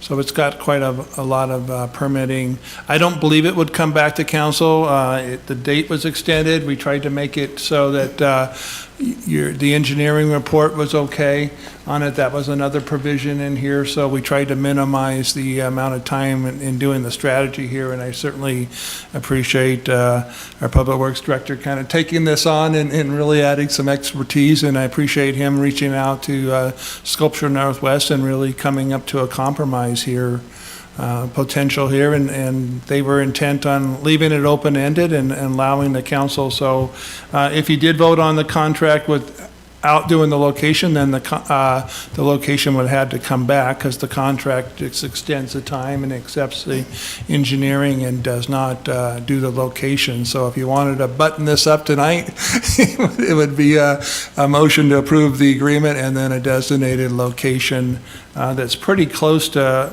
where it is. Staff may adjust it a little bit here, but I think it's in the agreement. It provides some discretionary on staff to do it, and then we'll just start, like it was talked about, we'll start the permitting process and go through that process, and assuming that there's no bugs or anything that we have to come back, then we would hope that it wouldn't have to come back to council. Sure, because I mean, I think the public's kind of getting fatigued by it a little bit. It's always distracting from whatever else we're talking about. The last thing, I guess, is I'm not making a formal motion at this time, but as a thought to my fellow council members, I would like, as a thought, as a new council, to first vote, do we want to accept it or not? And if the answer to that question is no, that's the end. If the answer to that question is yes, then let's formalize the location. Like, some of us may not feel comfortable voting for a location until we know for sure we're all on board that we will indeed accept it. So that's not a formal motion. It's just a thought for my fellow council members. Thank you. Thank you, Mayor Pro Tem. Mr. Schuler, please bear with me as I try to gather my thoughts. There's a lot here. So the hearing examiner, I'm going to go to Mr. Oborn first. The hearing examiner portion of that's if we switch it to Flintstone Park, or is that either location? We have to still go through the hearing examiner and that? Either location because of the height. Either location, okay. And for you, Mr. Schuler, the fees for the permitting, is that also if we just go to to Flintstone, or is that either location? For both locations. There's just the additional permit for the shoreline that'll most likely be required at Flintstone Park, which would not be required but that's just one additional permit. But the permitting fees will be required for both. So why is it now in the new agreement, why is it that the city is paying those permitting fees when that was not part of the original agreement? And I'll let those that attended the meeting that Mr. Oborn and others attended speak to that. Okay. And just as a comment, I would not be supportive of storing that on city property, just for the same reason as Councilmember Munns mentioned, is just the liability. I would hate to see it at Public Works and then get damaged, and then there's additional charges that go along with that.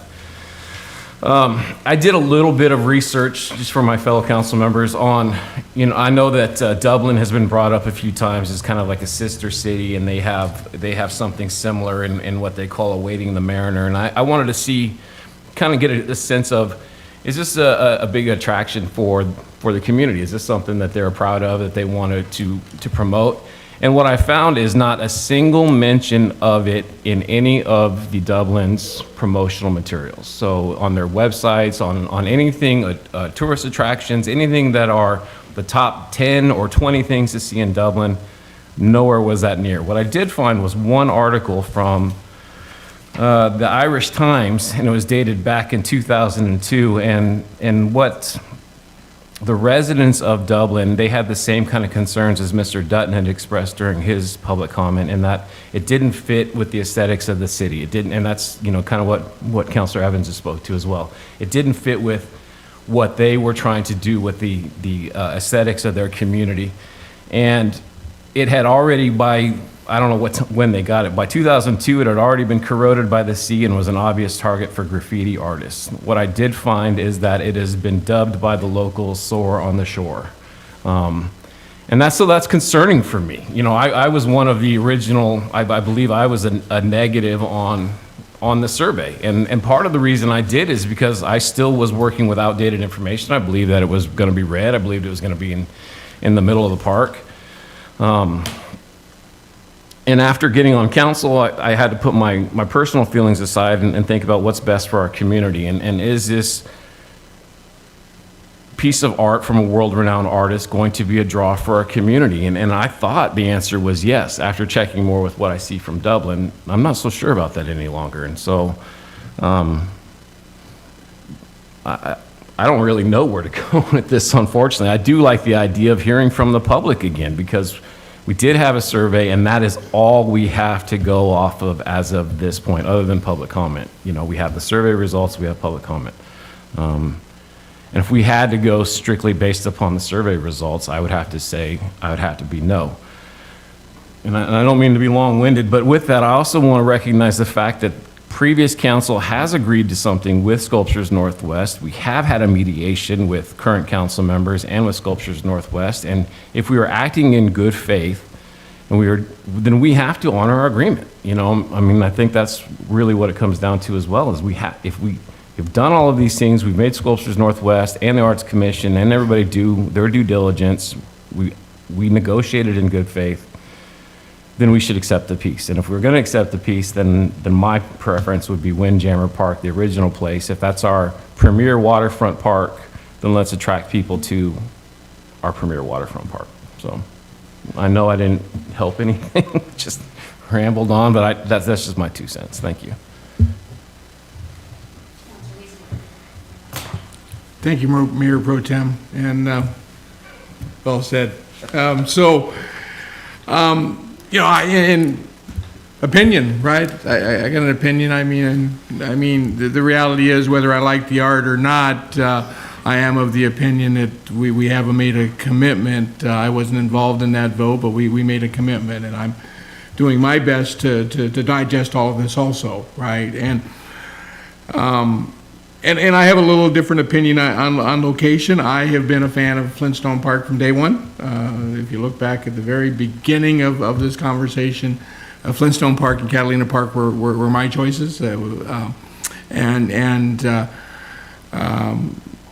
I think Flintstone Park, just because of our downtown, and it gives people when they come downtown and they're walking Pioneer Way, it's just another place they can walk from Pioneer Way. It's quite a ways. Obviously, the far corner of Windjammer Park, it's about as far away from our downtown and still on our waterfront as possible, where Flintstone Park is near our businesses. And just coming through town tonight, just to digress, the lights were just coming on, right? The lights on the trees and the lights on the buildings were coming on, and it looked really cool, right? And it's not the town, the little town that I grew up in anymore, right? It's Maston's Variety is gone, right? But in some ways, we're really starting to enhance, and we're really starting to get a feel down there. And so, with that said, I do have a couple problems with this agreement, and I guess it goes back to one of Councilor Marshall's questions. When did we decide to pick up additional costs that were part of the original agreement that were on Sculptures Northwest? When did we decide to pick up floodplain permitting, building permitting, conditional use permit? That's all stuff that's got to happen anyhow, and so it seems like and maybe in the negotiations this is thought of as a penalty for us, but I'm gonna have a hard time signing off on a penalty. We're following the due diligence. We're following the due diligence of the process. It's painfully slow. I get it. I've got building permits down at the county that have been in for 3 months now, and then I probably won't see them for another several months. I get it. But in following the due diligence, there shouldn't be a penalty involved, right? I mean, we agreed to take on certain tasks with this, which was to pay $35,000 for a sculpture delivered. Yes, things have gotten off track, it's gotten moved around. The geotech, yeah, I get that, right? That's cost them out of pocket, and if it's because of the city and a false start, we need to step up. We can't be the city that keeps making commitments that we don't fulfill. But the shoreline permit, I'm having a problem swallowing that, because if it's going in Flintstone Park and it's a requirement of Flintstone Park, it's a requirement. I get it that we're changing locations, but are we really, right? Flintstone Park's where it should have gone to begin with. And if we had decided that at the very beginning, wouldn't we be in the exact same boat? Right? They'd still be applying for a shoreline permit. I mean, it's the wishes of the estate to have this thing located near water, right? And so, there you go. I mean, 200 feet of water, shoreline permit anywhere in the state of Washington. And I'm sure these are things that happened up north that, came to light. But I'm not at this point in time inclined to back out of the agreement that the city has made. I am inclined to keep my opinion of Flintstone Park as being a preferred location, along with Catalina Park. I don't think, I know we did some moving around in Windjammer Park too, to try and get, some of us that were, leaning to Flintstone Park at the very beginning to go that way. But I'm actually happy to see it come full circle, because I still kind of feel the same way I did at the beginning as Flintstone Park. But I do have a problem with this added cost, and somebody's going to have to.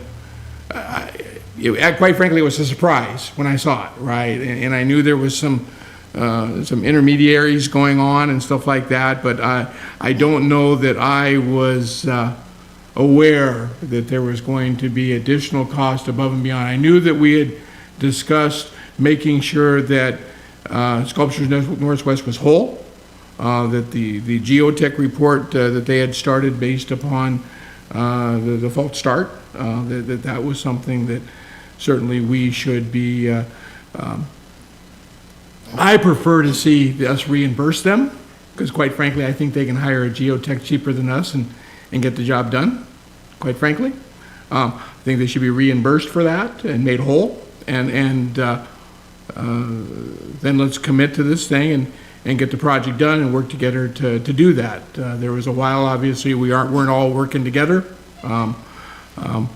I think certainly my opinion of, again, having not been here for the vote for the sculpture, and quite frankly, at the time, I was still, right, as to, with that particular location,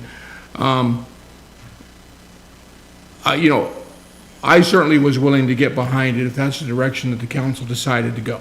And I think the rest of us here on council understand that's how it works, that we're always not going to agree, it's not always going to be unanimous, but I think we can all say here that if we can get through this, and if it does end up an affirmative vote to get this thing located in Flintstone Park, I think we can all get behind it. Just like, some of us who weren't voting here for Windjammer Park was willing to get behind it. But it's got to be right. It's got to be amicable for everybody. I appreciate everybody's willingness to compromise. I really feel as though we're really kind of all starting to pull in the same end of the rope now, not on opposite ends. But I'm going to have a hard time signing off on some additional costs without understanding the methodology behind that. I'm clear that I'm okay with making them whole, but I don't know why we should be picking up additional costs as some sort of a penalty for where we're at. Thanks. I see your hands. Mr. Schuler, do you want to address the additional cost question, or Mr. Oborn, before we move on? Yeah, I think I did not attend the mediation, so I think that's really for those that attended the mediation. Yes. Councilor Evans? So I'll speak to the mediation, but I have a question for you first, Mr. Schuler. So we're going to have these additional expenses of permitting and all of this, but our staff is going to be doing all the work for that, correct? Yes. How many hours of staff time are we going to spend putting all of that permitting together? I mean, that's an additional cost to the city as well. It is, yeah, absolutely, you're right. So there's really two. One would be the planning and building side, so we'd just be like we're a developer in essence, and we will pay them from their time. So that will be one part of the cost, and that will, again, not come out of the general fund. That'll come out, as I understand it, from the Creative Arts Fund, and that'll reimburse the general fund for those permit times and that labor that they spend. And then you're right, there'd be time on my behalf, and Gideon Kaufman, with his background, would also be involved with that. And those would be the two main staff members that would be involved. Okay. Yes. And I just do want to make note that the Art Commission Fund and the general fund are all still the people's money. Second, the comment that we need to honor our commitments. You know, one big commitment I made before I ever made a decision sitting up here was to the people of Oak Harbor. That was the commitment that I made, and I can't waver on that. Again, we did make a commitment to them. Now, in regards to the mediation and how the additional fees came up, I think that was offered by one council member in trying to save a failing conversation. We were at a complete standstill during that meeting, and without the support of the other two council members, that was breached. So how it became part of an agreement is beyond me. Definitely not something that I would support. Would be additional cost to the people that don't want the sculpture in the first place. And then let's talk about location. That was in the survey too. What locations would you guys like? And I'll start at the bottom. 29 people, 3.82%, said they don't have an opinion. 30 people, 3.95%, said they'd like Flintstone Park. 31 people, 4.08%, said they want Catalina Park. Then we jump up to 50 people at 6.58% that want the future Harbor Heights Sports Complex. 53, or 6.97%, said they want Windjammer Park. And 61 people, the location A, 61 people and 8.03% said they want Windjammer Park location B. And 506 people, or 66.58%, said none because I object to the city accepting the gift. So I'll leave it at that. Thank you. Thank you, Councilor Evans. Councilor Hoffmeyer. City Administrator Blaine Oborn, I think you get the quotable moment of the night. You are certainly welcome to answer your own question. It seems like sometimes that's not true, though. All of us that were in that mediation agreed to treat it like an executive session and, not really speak about what went on in there. So that's, I guess that's why it's been hard to share some of that. With the mediation, and for the record, Sculptures Northwest was clear from the beginning that they didn't want it to be called mediation. They just wanted to have an agreement, or they just wanted to have a get-together and see if there was room for compromise. And I do feel that they've tried to make good on that. As far as some of these terms, the mediator, or the facilitator, if you will, Karen Underwood, she originally proposed this after talking with both sides individually. It was her idea to propose this as a pre-litigation agreement, and it morphed into this, if you will. But it was the facilitator that brought a lot of these terms forward as a pre-litigation agreement, because there is, I think we've all known from the beginning, and for the record, I haven't heard anybody say this, but we've all known since the beginning that there is some litigation risk. And the thought was, from the facilitator at least, that these permits would be much cheaper than legal fees. So that's a little bit I think I can add. You want me to comment a little bit about the framework here? The issue is what our goal was, is to bring a signed agreement.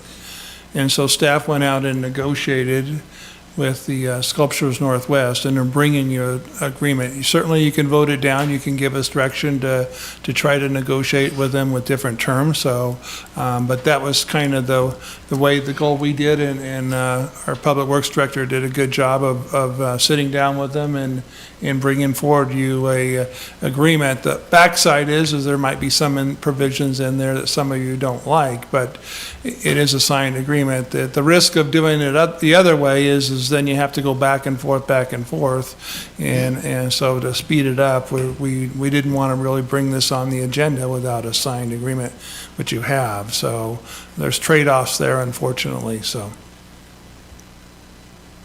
Thank you. Counselor Munns? Yeah. Thank you. Okay. You know, we have really, I think, put the Arts Commission and Sculpture Northwest through the ringer on this, and they have responded to every single one of our concerns. And it was my understanding, just kind of as a general understanding, when we discussed changing the possibility of changing the location, that would result in incurring extra costs. And because that was the city's decision to change the location, then those costs would be absorbed by us. So that was just, I mean, it wasn't specific, but that was my general understanding. So, you know, we have an arts budget for things, you know, reasons just like this. So I'm personally okay with absorbing a little bit of extra cost. I think that if we continue to find something wrong with each and every version of the contract that is put in front of us, that starts to, you know, even in the name of due diligence, it starts to reek a little bit of negotiating in bad faith. And I certainly don't want that to be the case. That's not how I feel. I think that the city has been negotiating in good faith this whole time. So, and so, you know, for that reason, I'm going to stand by my original support of the sculpture. And I think, you know, my preference would be Flintstone as well. So that's where I'm gonna put my support if we approve the Second Amendment to the contract and choose a location. My pick would be Flintstone. I understand that not everybody is gonna love it. Not everybody has to love it. You know, that is the beauty of art. I think that our city's aesthetics can be as varied and diverse as our population. And I think that the people that do feel strongly in favor of this, you know, yes, there was a survey, there are people that don't like it, there are people that do like it, but, you know, and, you know, each of us represents the people of our city, and we can choose which segment of that population we represent, because we certainly can't necessarily make everybody happy all the time. When I'm talking to people about this, the feedback I get is vastly in support of the sculpture. And when you look back at the public comment that we received, there were hundreds of comments that were enthusiastically in support, and those people also deserve to be represented. So, so for those reasons, I will defer to my fellow council members in terms of a motion and everything, but my support would be for the Flintstone location and for us to finally move forward with this. Thank you. Councilor Munns. Thank you, Mayor Pro Tem. As far as the permit on the contract and the original, somehow the floodplain permit never came into discussion ever until recently. It wasn't in the discussion. It looked like we knew all the cost, and Sculpture Northwest said we agreed to do this. And so it's something that's come up. There's been something else that happened a month or two ago that there was another cost, and it was like, oops, sorry about this. We didn't know we were going to have to cover it. And things like that happen. As far as the survey, yes, there seemed to be a lot. I felt like the questions were leading to get people to a certain place, but that's just my opinion, okay? But you talk about wanting people here. How many people were here that night? There were chairs and people standing up all over, probably 40 or 50 people in person, missing dinner time, here, in here, talking. And they were from all backgrounds, all things. And they said, this isn't a Dutch town, it's a diverse town. If you talk about only wanting to keep things like the Kraken or whatever, the ducks aren't exactly as seaworthy. But have you noticed the Argyle project, which is the paintings on the walls? That is not related to Sailboat Seas Beach. It is color and it's expression and it's beautiful. There are some of the sculptures that we've approved, but may not be my favorite one, but you know, that's art gets people talking. But to me, I put more weight on people showing up, crowding and packing this than having someone just fill out a survey. I've seen people where it could be a police report, it could be either this, and you're very brave when no one gets to see you. And so you've got to balance the two. Also, it's like the past council thought, didn't argue, but they talked about things and whatever, and they came up and they accepted it in good faith, and now it's like people are trying to wipe that away. And I didn't like all the decisions made by councils ahead of me, but you've got to me, I've got to honor that. If I have a way that it needs to be tweaked or something, then yeah, go for it. But I think, yeah, we need to accept this. I will bend, but if Sculpture Northwest had a location that council said, and they've done all the work and research and archaeologists and all that stuff, then why should they have to pay if we change the location, this council, to a different place? To me, we're like backing out of an agreement that we had signed, that we approved the mayor to sign to agree with them. And I remember Jim saying, yeah, I'll be for it once I get that notarized signature that it is a bona fide gift. I grew up in San Antonio, and there are 4 of his sculptures there. And they are enchilada red, one of them. Jeez. It shows up like a sore thumb to me. You don't miss it. But we'll be in a coffee table book.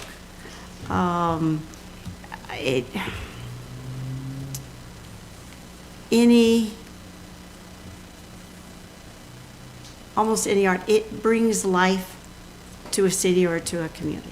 It also brings conversation. No, I can't believe they put that thing in, or whatever. I don't remember the council, as far as it went, Rotary just went going on the windmill, and suddenly we have a windmill. But that wasn't a proper, through the arts or the council that we're approving. It was kind of all done, measured, this is where it's gonna be and this is where it's gonna stand. So we're kind of doing this or that. So I think we need to go through with the original commitment. I am open to changing place, but if we change place, then there are certain things that were already paid for the other site should be paid for this one. And to be honest, I do not remember the floodplain permit. That's why they said that the location in Windjammer off to the one side was back so far, so you wouldn't have to do whatever the other seashore, what's the other permit that they don't have to do? Shoreline. Shoreline. Okay, so this one's gonna need the shoreline. Catalina Park, if you have been there, in order to put this up, it's gonna end up on the edge of the road that comes into the marina, because if you get that 200-foot setback, it's like, where are you gonna put it? And we have those lovely Gary oak trees that are growing. So, I mean, it's too small. It's kind of like when the county wanted to put a beach there, and they were gonna take, you know, a third of the park. But the minute a storm came, of which we've had many since then, we would have, the city, the residents that that pay for slips would have paid for all that replanting, bringing in more sand, doing this, and that wasn't fair. I'm sorry that we didn't get the new lift out of it and stuff, but I'm not willing to give up a nice little piece of a park that is peaceful when we have windjammer where you can walk down on the beach or over the logs or stuff. So, but to me, having this packed with all those people, and a few of them, like the principal, Bill Whitehammers, I've seen before, but people I never have, and to hear their passion. And then the niece that stood up, that wasn't going to say anything, and said, you know, I fly around the country. And this is what I see. So I just think it's important for our city. Yes, not everybody's going to like it, and but we had the mayor sign a commitment, a different council, and then in your mediation, in a sense, you agreed to, we will honor this, but it just may be in a different location. So thank you. Sorry, I was too winded. Thank you, Councilor Munns. Councilor Hoffmeyer. I move to authorize the mayor to sign the agreement as presented with the installation of the sculpture at Flintstone Park. I'll second that. It's been moved by Councilor Hoffmeyer, second by Councilor Munns, to approve the agreement as presented with installation of the sculpture at Flintstone. Was that close enough, Julie? Yes. Okay. Any further comments? Councilor Wiesner. Yeah, I know we've beaten this to death, but I'm right on the edge here, guys. I need to talk about it some more, right? Because, I'm a contract kind of guy, and you get that I'm on this board that, we signed a contract, we signed a commitment, we need to, fulfill our commitment. That's, I think I've been pretty consistent with that. And just looking at, and again, I'm going to say, my heartburn is I feel as though we are being penalized for exercising the right within our contract, right? If this is going to cost the city more because we're moving it to Flintstone Park, I get that there's out-of-pocket, and I agree with Councilmember Munns, if there's some out-of-pocket expense that we need to cover that, the geotech report. It's this additional stuff, right? The stuff that they were going to have to pay anyhow. And I want to make sure that we're all clear here, because again, I want to support the negotiations that took place. I want to get this done, right? Whether I like the sculpture or not, that's a irrelevant point, quite frankly. But in the contract, now in the initial contract, with the input of Sculptures Northwest, the city will have the final decision on placement and location of the sculpture. Okay, I mean, that's very clear in there, right?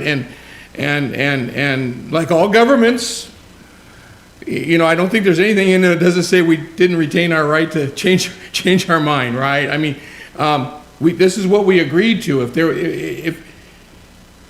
If that wasn't comfortable language, then that both parties agreed here, right? And so then I want to go back to, I guess, the fear I have here in the language in the new contract. Aside from the language of the city picking up some costs that were initially to be borne by Sculptures Northwest, and again, I get that there's all the hidden costs that they've been picking up with this delay. I get that. But again, we signed a contract that says the city has the final right to pick the final location. That's what's in the contract. The city's exercising its right. We have in this new contract some language that basically says that if the city is unable to obtain permits in a cost-effective and timely manner, the city maintains all rights detailed in Section A, which, was part of the language that I read. In other words, the city has the right to terminate the contract if it can't find a location that it agrees upon, with no reimbursement, to Sculptures Northwest for their expenses. again, I didn't negotiate this contract, I didn't write the contract, and I certainly didn't sign the contract, but both Sculptures Northwest and the city does. And so, city's got obligations within this contract it has to understand that it needs to live up to. Same time, Sculptures Northwest got to understand that they signed this contract with these stipulations in it and agreed to it, right? And if they wanted to make sure that there was no change, well, then that should have probably been negotiated into that contract, right? And so the city's exercising its right within a contract, being a contract kind of guy. And now it appears as though I'm being asked to step up and write a check in exchange for us exercising our right to make sure that we don't get sued for exercising our right. That's where the problem lies with me right now, right? It's just, in the end, now the city's on the hook for applying for these permits, and if for some reason the sculpture project doesn't work, according to the contract that we've just drawn up here, right, the city can terminate, and now the city's out the money. Wow, imagine that newspaper article, right? That not only now we're not getting the sculpture, you have a whole bunch of people happy, but the city spent thousands of dollars of city money in an attempt to get it and didn't. So there's my problem. City needs to fulfill its obligations, stand up, and yes, if Sculpture Northwest is out hard money because of a change and move, which unfortunately cities and counties and governments do all the time, and they agreed to that in a written contract. Well, that's why we do contracts, right? Keep everybody friendly, right? Contract is always what you refer back to. So it's got in here clearly that the city has the right to exercise this. Again, I guess I'm just going to ask a question. Why are we paying this penalty? Why? For exercising the right within our contract. Because that's the way I'm looking at it right now, as a penalty. And again, don't get me wrong, I'm on the edge here, right? I don't want to hold up this forward progress. This needs to get done. Again, I've stated, and I think we have some other council members here stated that they're in favor of this thing going in Flintstone Park. So it appears as though we have the votes to have this thing go to Flintstone Park, right? But I just have a problem with the dollars there. And I'd actually like to hear from Councilmember Marshall, who, seems as though is okay with Windjammer Park, but it seems as though it's because of the dollar amount. And I'd like to kind of hear, about your thoughts about my thoughts, maybe. No, I'm 100% on board with what you're saying, Councilmember Wiesner, and that's what I brought up to Mr. Schuler, is why are we taking on these extra expenses? Why is this in here? I mean, I don't have an issue with, if it was negotiated that it would go to Flintstone Park, I don't have a problem with making Sculptures Northwest whole for that geotech survey, and even paying for the, would you say water or shoreline? The floodplain one, that's going to have to be done would have to be done either way. And so there's no reason for us to incur those costs because that was already as part of the original agreement. So I would say any new costs that are incurred as a result of us moving it, the geotech, the shoreline, then I don't have a problem with making Sculptures Northwest whole on that. Yeah. But I cannot support this new agreement with the additional cost and with the liability of storing the piece on city property. I mean, that is a concern for me as well, because not only that, it is a potential for additional expenses. If a city employee were to run into it and dent it or cause any kind of damage to that, that's on our dime then. And so I have some concerns about that. So this revision of the agreement, I cannot support as it's presented. Yeah. Councilmember Marshall, I'm going to say you are welcome to propose an amendment to the motion if you'd like to include language, or Councilor Wiesner, if you'd like to add language regarding who's going to be responsible for additional costs. That's a valid concern.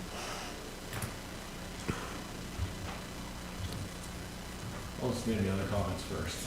Then we'll go from there. That's fair. Councilor Stuckey. So two thoughts. First, just to be clear, we keep talking about this mediation, that 3 of us were in, the rest weren't. Okay? When that mediation ended, at the end, we were in impasse between Catalina Park and keeping it where it was. That's how it ended. You can even refer to the October Arts Commission meeting where they reconfirmed with the members who were in the Arts Commission who were in that, confirmed that's where we were at. So there wasn't, at that time, maybe conversations happened afterwards, but at that time, at the end of that mediation, Flintstone was not on the table. We talked about, we denied it, it was Catalina, or still at Windjammer. So the whole idea that in that mediation, the conversation came up, that with concessions we made, it was in Flintstone, not at that mediation meeting. And if I am wrong, there's 3 other members that were in there, please let me know, but that is how I recollect it. You know, to play devil's advocate with Sculptures Northwest, I mean, if we're talking about moving it and getting the implication that the city shouldn't pick up those costs, if I was Sculptures Northwest, I'd say, if I'm even going to entertain that thought, I need to know this isn't going to get denied later. I need to know that if I'm going to take some additional costs, and we don't even know if that's the case, but if I'm going to take on those additional costs, I had better be darn sure I'm not going to pay those extra costs and then have this pulled out from underneath me. So I'd like to see this buttoned up so we can tell people that come to us in good faith, at this point, there's nothing I can do, because right now, I mean, for me personally, as someone who's new on the council, and when this came up, and people said, is there anything you can do? I cannot tell them that I cannot, because in the agreement, we can back out. I don't like that it's there. I would have preferred this to be all buttoned up, but I can't look someone in the face and say there was nothing I could do when there is. So this needs to be buttoned up if we're going to do that. I mean, I would love for this to be the last night we talk about this, and it just appear or it doesn't appear, because people are getting fatigued. But to your point, I agree with you. It's hard to say, let's move it over here, but hey, taxpayers cop up a little bit more money. That doesn't make it palatable. But if we're going to do that, we're going to ask Sculptures Northwest, we need to make sure that it is going to be there, not you pay the money and now, oh, we're going to pull it out again. No. So I agree with you, but I also see Sculptures Northwest perspective on that too, if maybe thinking that. You know, everybody knows where I sit on this, I think. But in regards to if this thing is going to go through, I would much rather see Sculpture Northwest paying like an hourly rate to the city for the work that's being done and then a third-party reimbursement. I don't think that we should be involved unless it is done, something like that. That also keeps it in check. So just my thoughts. I don't think this should just be a free-for-all. We should cover the things that, you know, if they've already paid for certain things that need to be done and now we're making them redo it, that's one thing. But if they haven't paid them yet, I don't know why we'd be picking up the bill. Thank you.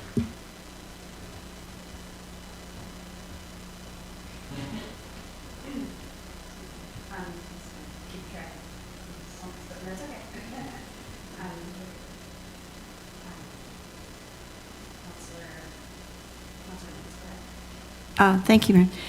The 35,000 wasn't to reimburse, it was just,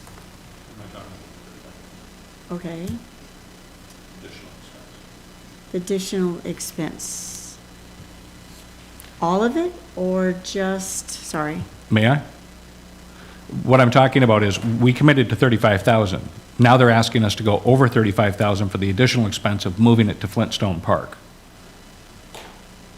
But if we approved it to be in Windjammer, which I would prefer, but in the order way I want the statue, I would move it to a different location. But, yeah, in good faith, they wouldn't have done those things unless the original agreement said, if you do A, B, C through D, we will accept this. Now, there was an out clause, but when we voted on it, that council, we determined it was a signed deal unless something came up.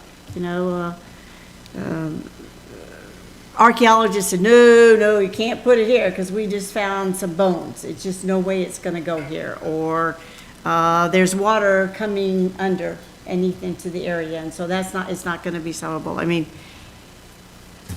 in talking with the attorney at that time, a different attorney, I took it as fact that when we authorized the mayor to sign it, that we agreed if they did this and paid for this and this and this and this and this and this, which they've racked up a lot of expense. and storage, and I don't believe in hearing discussion tonight, they want to even move it. They just want to move it from where it's stored right now, straight to be installed, that it will not be stored at the city. And so we're not in the liability for that. I would be shocked if they want to move it to our location after some storage of some other things on our property, but yeah, I just, that's it. If we need to vote down this and just vote to, yes, we're going to accept it, no, we're not, and then choose the site.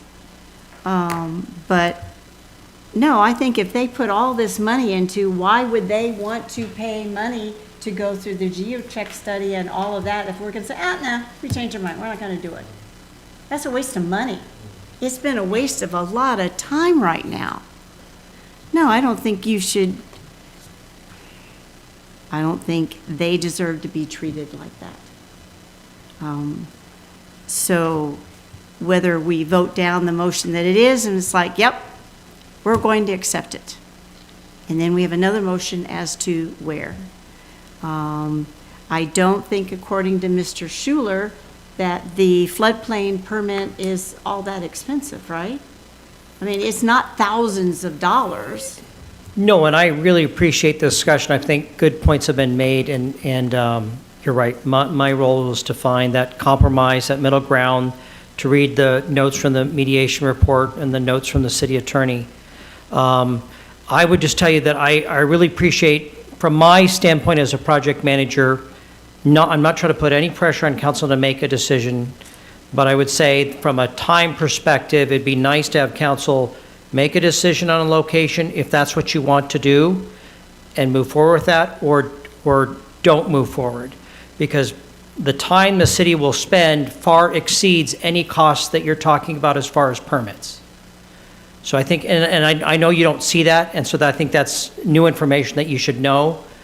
That, I mean, by going around this, that is, double, triple, whatever it would cost to get the permits to move forward. And so I really think tonight would be nice, but again, no pressure to make a decision. It'd be nice if council makes a decision that you'd like a location and you want to move forward, or you do not, and then you want to pursue that avenue. Or if you want to continue to have the discussion, you can, but that will be more expensive than just the permits. Oh, thank you, Mr. Schuler. No, I think, put a stake in the ground. This has gone round, and I can't see asking them to spend more money if we decide to move the location.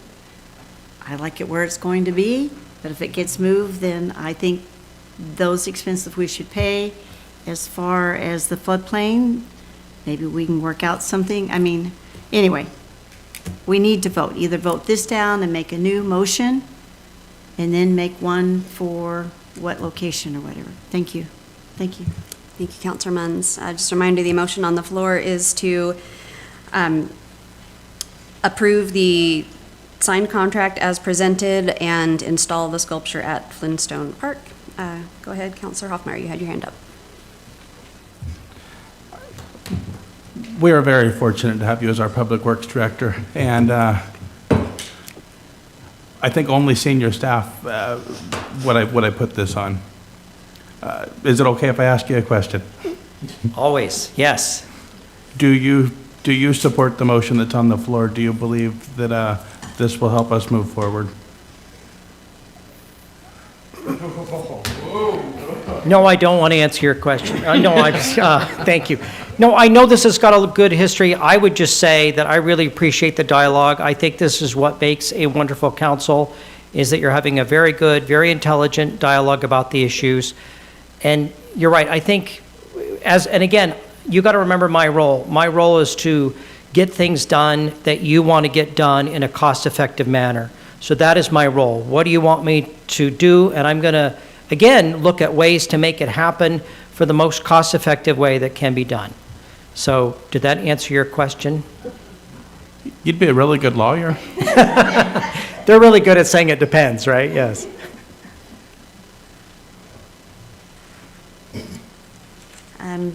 let's see. Jim, you've only got twice. Counselor Wiesner.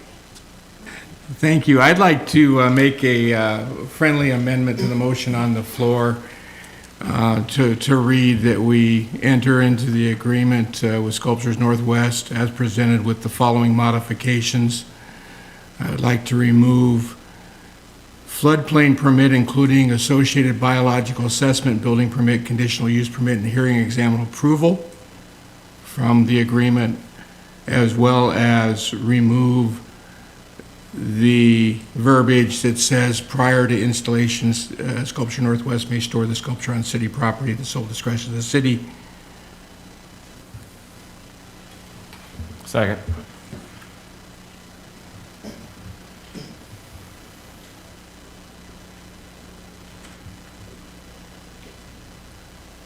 Okay, we have a motion by Counselor Wiesner and a second by Counselor Marshall to modify the contract by removing the floodplain permit and approval language and remove the language regarding installation of the sculpture on city property. Is that close enough? It was actually an amendment to the motion. Sorry, an amendment to the motion. Thank you.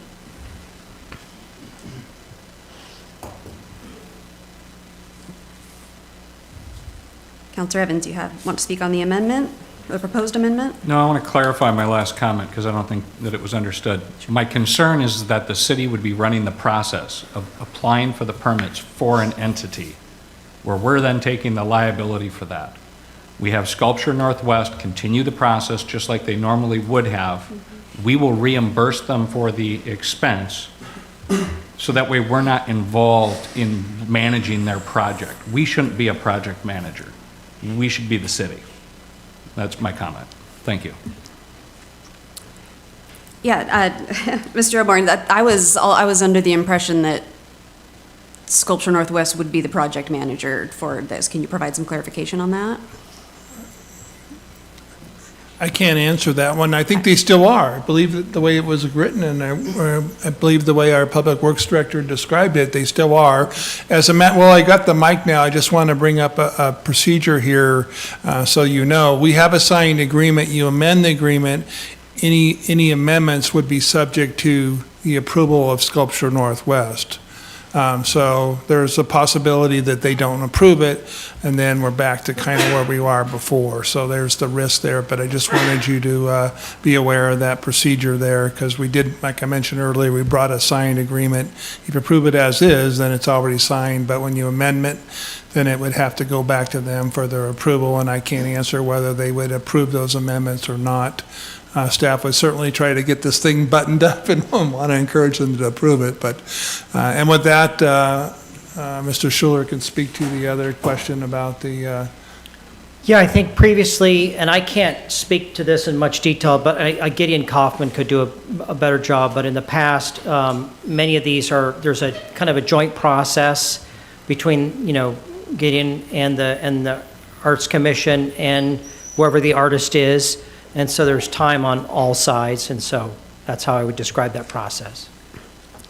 I have a question of clarification for the amendment to the motion, and I don't know if Councilor Wiesner can answer this or Mr. Schuler can, about removing the language about the floodplain permit and approval.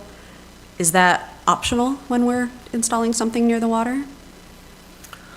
Well, I think what I heard is that it's those costs that would not be borne by the city's Creative Arts Fund, but would be borne by Sculptures Northwest. Is that what I understood? We're just talking. You're correct. The intent of the friendly amendment is to remove the city's obligation to pick up those permit costs. Okay, thank you for clarifying that. Okay, so the cost associated.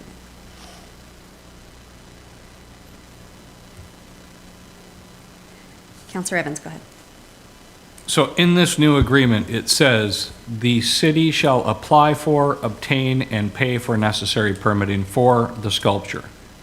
To me, that says that we're the ones doing the work. That's my concern. And it is in the agreement, in section 2.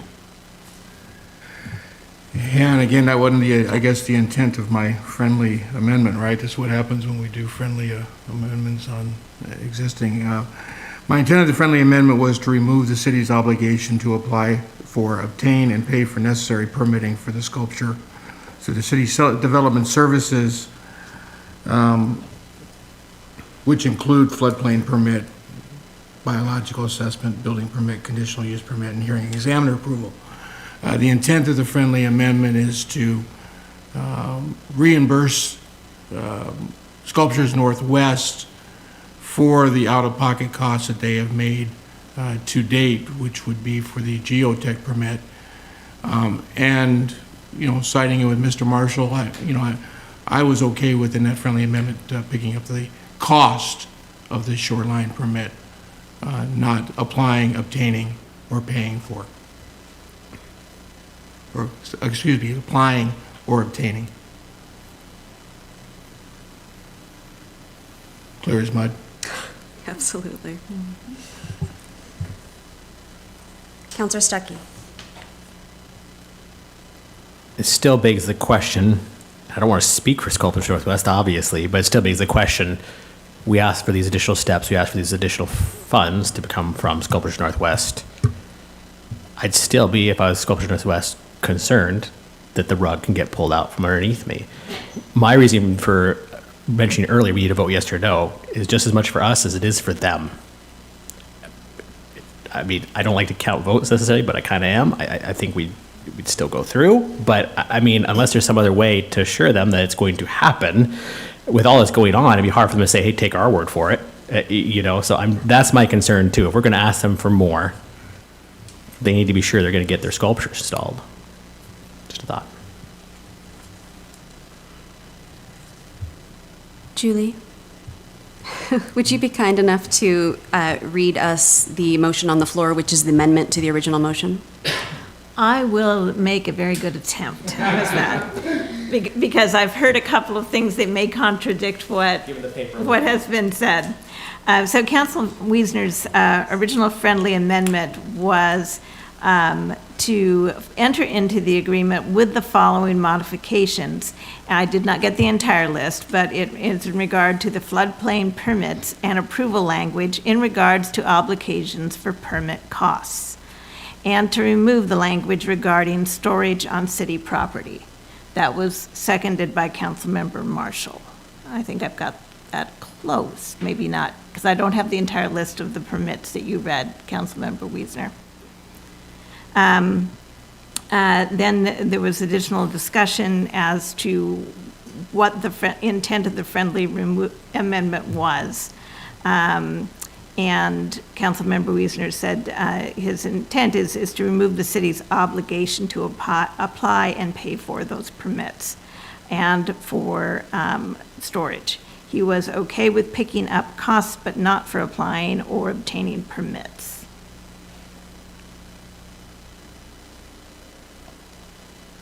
Thank you. Counselor Evans. Do we have the right to get rid of the hearing examiner process? And isn't that part of your amendment? No, it's to not pay for or apply for that. That's all. Okay, thank you. Yeah. Whatever process to get the permits is on them. Yeah, I'm hung up on the apply for bit. Mr. Oborn. So for clarity, the only additional cost your amendment would be for the geotech? The geotech and the shoreline permit. Geotech, okay. Excluding, so it'd be to remove those costs, excluding the geotech and the shoreline. Okay. Yes, and I want to point out, we are stepping up with the shoreline, right? And that's a cost that they would not have occurred in Windjammer Park, but if they would have occurred if it was in Flintstone Park from the very beginning, it would have been an expense if that's where we would have. So, I think we're being pretty fair there in stepping up and grabbing that expense because of the change, even though that would have been a required permit if we would have started in Flintstone Park. Okay. I think that's clear enough for staff. Yes. Yeah. Okay. Counselor Muntz. Thank you. I feel right now we've gotten ticky-tacky with, there's 1,000 here, and there's 50 cents here, and there's just, I'm with Councilman Stuckey.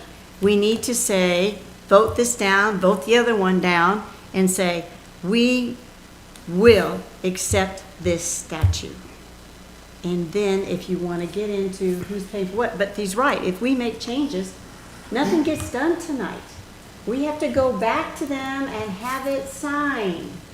And that'll be another month or two down the road. But I think, why would they want to sign another agreement when they thought this was already done? We need to make a firm commitment. We are going to accept this. And that motion is on the floor. There's an amendment to the agreement, but then the original motion on the floor is to accept the signed agreement and install the statue at a location. So the amendments do require that this go back to Sculpture Northwest for review, but it would be going back in good faith that we intend to accept, intend to accept the sculpture as per the signed contract. That's my understanding. Okay. Is our legal on? We have backup legal that I think is listening, and I just want to be sure that, I don't want in good faith, I just. It still has that out clause in. It still has the out clause, so I think we need to make a commitment. We accept it or we don't, and then if we're going to send it back because we're jockeying on who pays for what, then that's fine. But I would like, please, if Hillary could answer the question. Hi there, I'm Alex Kenyon. I'm actually standing in for Hillary. I don't have the background on this agreement, and it sounds like there's a lot to know. But from what I'm following, it sounds like if you send it back and get the other parties sign off, that's going to be the next step. Yeah, and since it's accepted, we would be committed at that point. Unless you want to say, you know, you don't have to, authorize the signature at that point. That will be once the mayor has signed. So if you want to put in a kind of a get out, we want to review it again, provision in your motion, that's certainly possible. Is it cleaner if we just make a motion to accept the statute or not? And then we can worry about the other stuff? I just feel like it could be pulled out the rug, and I don't want to appear that way. We need to make a decision one way or the other. And then we can send back the details of what this agreement is. But we can say, on record, we approve to get this, whether it's unanimous or not.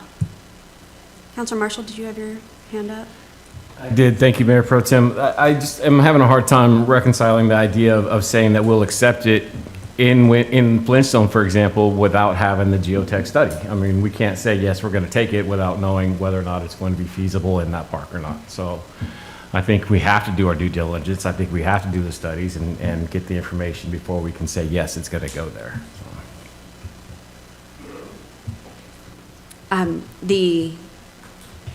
Well, correct. So the language in the motion would be the proposed location would be Flintstone. Obviously, nothing will go in the ground until everything's approved. So, but they can't do the study unless they know which location to study. So the proposed location would be Flintstone with the amendments to the contract.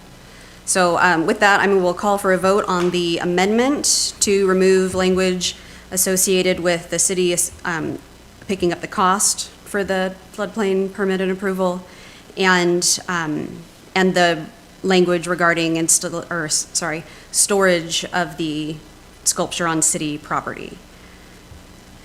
So all of those in favor of the amendment to the motion, raise your hand. So 1, 2, 3, 4. Okay, so that is 6. All opposed? 1 opposed. Okay, so now we will vote on the amended motion, which is to accept the amended contract with the proposed location at Flintstone Park. All those in favor, raise your hand. All opposed? Okay, opposed, Evans and Stuckey. So that passes 5-2. Thank you very much, Council, for a intelligent and civil and patient discussion. And thank you, staff.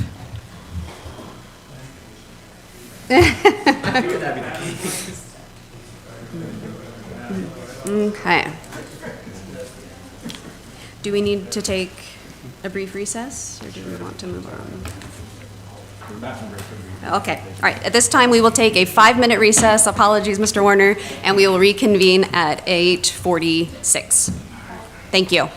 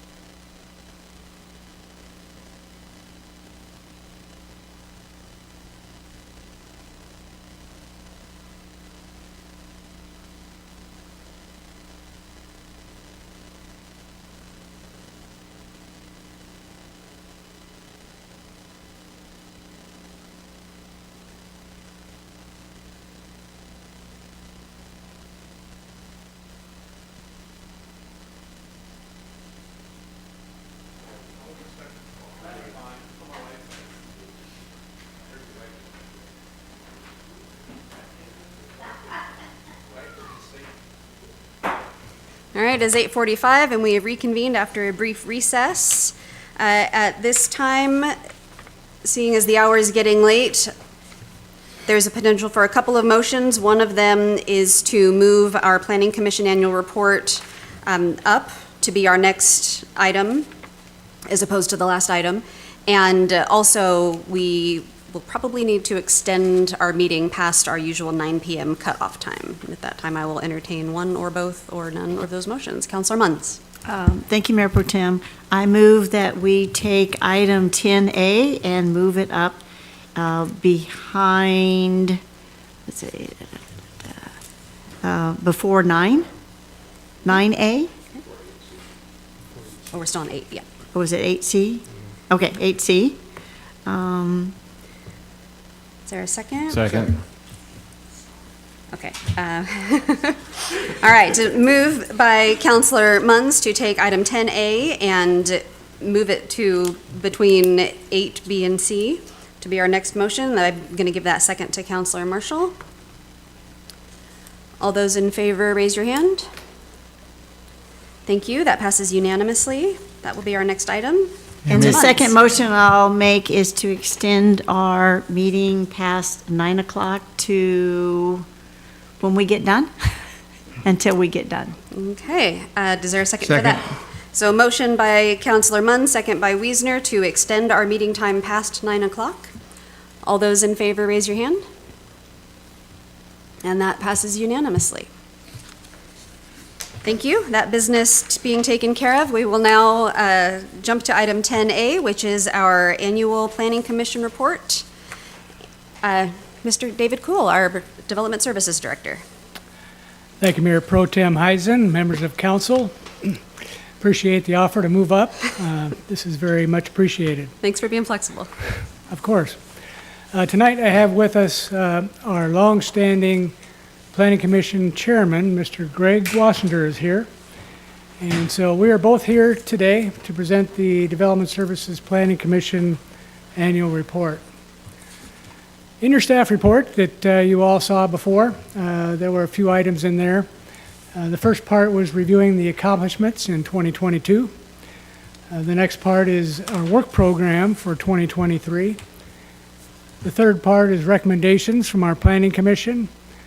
The fourth part is reviewing each meeting with a vote. That's where Sarah Heller goes through each meeting, tells you exactly who made which motion and what was decided in each hearing that we had throughout the year. And then I've closed here with a code enforcement report. It's a one-page report, so you can see what our department does with code enforcement. The Planning Commission, as you know, just does long-range planning. In the past, they used to do current planning. Back in 2019, the city switched over from the Planning Commission and Council performing review of current planning cases to just having the hearing examiner do it now. So hearing examiner takes care of all that. And so there was a bit of an adjustment that the Planning Commission had to make to just do long-range planning. And so that's why tonight I've included a few things that we do in our department to help integrate what the department does along with the Planning Commission. So in 2022, we did the 2021 comp plan update, which was our capital improvements plan as well. The site-specific rezone, that went to you. You remember that one, where we do all site-specific zone changes by ordinance. And so we made that happen. Accessory dwelling units and industrial amendments were also changed in this past year. Density standards, amendments, those are housing type improvements to have more density in our residential zones. And so that was progress we made towards our housing goals. The Crosby Villa rezone, that's an example of a site-specific rezone, and that's up on Crosby Road. The height limit amendment, that was the one for art structures that would go in Windjammer Park, and that would relate to the item you just talked at great length about, and that, of course, goes to the hearing examiner. Critical areas ordinance, that was done by Dennis Lefevre, and that got through approval, as well as the existing building code amendment. You all remember that one. So ongoing projects we're doing currently at the staff level and at the Planning Commission level include implementing the Housing Action Plan, the Active Transportation Plan CAC is working on, Main Street Association report support. That's something that we're doing along with Serendipity Lane to try and support Main Street on that project. The joint planning area is a popular one, I think, with council, so that's one we continue to work on with the county. The stormwater NIPDES Phase 2 basin analysis. NIPDES stands for National Pollution Discharge Elimination System. So essentially that means stormwater. And then the windjammer shoreline permitting is something that is ongoing. New projects we're doing at the Planning Commission level include the Downtown Marina Downtown Revitalization Project. And that's right out of your top 32 list that the council determined that they would like the city to achieve. Also, economic development staff is a big one for us. Steve McCaskill has been really efficient in helping us downstairs, and he's been a real good addition. So congratulations to him. The Community Development Code updates, those are ongoing, along with the 2025 Comp Plan update. And we'll talk more about the 2025 Comp Plan update tomorrow in our study session. Infrastructure planning, that's a popular one with our Public Works Director. And of course, the windmill review has been ongoing for quite some time, and we'll start to see more on that hopefully soon. And we'd like to amend the county interlocal agreement. Our city attorney, Ms. Evans, has commented on that. That's an old interlocal agreement we had with the county for a long time, and it's in need of some work. And so we'll be working on that at the Planning Commission level and the City Council. So those are some big new projects that we're working on. So the Planning Commission, as I mentioned earlier, are working on 32 goals in their 23 work program, and those are your goals that you've established. We also would like to try and review our bylaws. We've been waiting for the council to finish your work on ethics and on procedures before we finished up with our bylaws. So we should be starting that up again in March, and I think you're just about done with that work, so that should be fairly soon. Next two slides are on our department. This one is the major interdepartmental aspect of our work together. We've implemented a new permitting system, which you've seen before. That was go-live date on May 4th, this past 2022. And so that's been 2.5 years we spent getting that system together. And we've been over this before, but I just want to make sure that you know that our engineering department and our finance department and planning department, we're all working together to make that work. And so it's a real feather in our caps to make sure we're all working together to make that happen. We're continuing to fix things with it. We're working with Davenport, the company in Iowa that put that together. They've been really helpful about putting that together for us and making improvements. So the Kaizen, which is continuous improvement, that's our theme between all of our departments. Continuous improvement is making things work better, more efficient, and more effective. And so you'll be seeing that in conjunction with our new permitting system. So that's a big deal for us. It's taken us a few years to put this together, but this is an important aspect. So the last slide I'd like to talk about is people. It's all about the people when it comes down to it, and our staff accomplishments. Our entire staff has been really beneficial in our production. But these 5 individuals here were rewarded with promotions or with special training. Ginger Pennington, I gave her 18 months when she started here to become a certified building official, and she got it done in 12 months. So she's been a real addition to us and really happy that she came to work here. We've hired Brian Colbert, who's a building inspector, and he's also a plans examiner. He's gone through plumbing certification, and he's going to continue to take additional training in March. And so we're continuing to invest in our people in the training world. Next 3 positions are people that were promoted this last year. Kat Kamak was promoted to principal planner. Ray Lindenberg, a well-deserved promotion to senior planner. And our intrepid clerk, Sarah Heller, has been promoted to senior administrative assistant. And all these folks have been really deserving of their promotions, and I want to thank you, Council, for supporting these promotions along with Mr. Oborn and Ms. House. So With that, I'd like to conclude our presentation, and so unless you have questions for our chairman. Mr. Wassinger, our Planning Commission Chair, do you have anything you'd like to add? I can put you on the spot at 9 o'clock at night. Yeah, so keep it under 2 minutes. Well, first of all, when I arrived this evening, I saw the interaction of our community with you folks, which I was pleased to see. And we've had discussions in the recent past about engaging the community in our efforts. And I know in the past we've made a number of different attempts to do that. Some have been relatively successful, maybe others fell a little short. But I think that going forward, that's a item that I would like to see happen, that we can get the community engaged in the very beginnings of things instead of when it's, quote, too late, unquote. So that's my plan. And I'd also like to take this time to thank the staff. They're wonderful people, great to work with. Everything I've ever asked of them or any of our members of the commission, they've been straightforward and get the job done. And I really do appreciate all the efforts that they put forth. With that, I'll leave you folks to your business at hand, your last agenda item. Thank you, Mr. Wassinger. Thank you for waiting. We appreciate it. This time I will, let's see, this is a report. Do we need to ask for public comment? Okay. All right, at this point I will turn to Councilor Munns. Thank you. Mr. Wassinger, you are right. The staff is very attentive and does listen to everyone. But would you please relay to your volunteers that serve on that commission that they're kind of unsung heroes at times? I think all of us are the ones.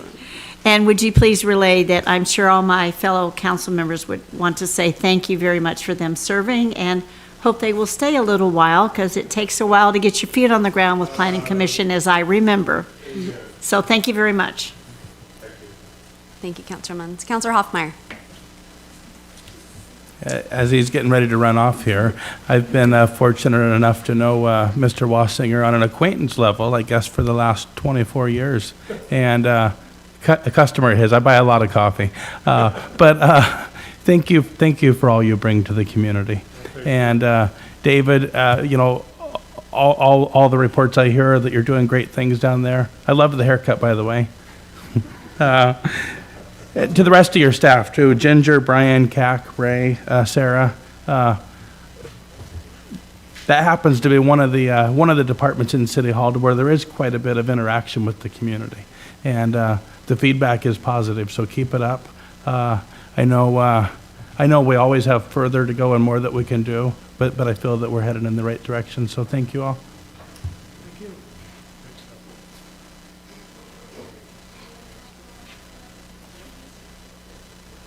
Mr. Oborn, I mentioned this during our discussion earlier today, but I just want to repeat it on the record that if the Planning Commission is amenable, and my fellow council people, of course, I would like us to have a joint workshop so that we can all be in the same room.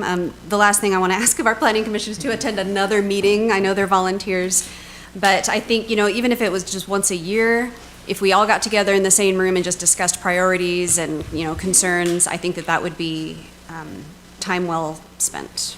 All right, I will pass that on to the Plan Commission. Thank you. Thank you. Okay, so we will now backtrack and move on to item 8C, Water Main Oversizing Agreement for Municipal Water Main System Extension, Marin Woods LLC, and our very patient city engineer, Alex Horner, will present. Welcome, Alex. Thank you for waiting. Of course. Thank you, Mayor Pro Tem and council members. Tonight I have presenting to you a signed agreement. This is for the water main oversizing for the Municipal Water Main System Extension with Marin Woods LLC. So in our 2014 Water Comprehensive Plan, there was a project identified to construct 16,000 lineal feet of 18-inch diameter water main for future growth and expansion to the west and south of the city. This graphic shows you that future growth area. It's a little hard to see, but what I've circled in red is the project site for the Marin Woods development. The pink is the city limits, and the green there is the future growth area as defined in that comprehensive plan. So Marin Woods PRD was submitted to the city in 2018. It went through a rigorous review process and was approved for construction in 2020. So this project is right in line with that construction path for the 18-inch diameter water main. Our standard water main to construct for developments is 8 inches. So this is a considerable oversizing for the water main. And depending on which one you're looking at here.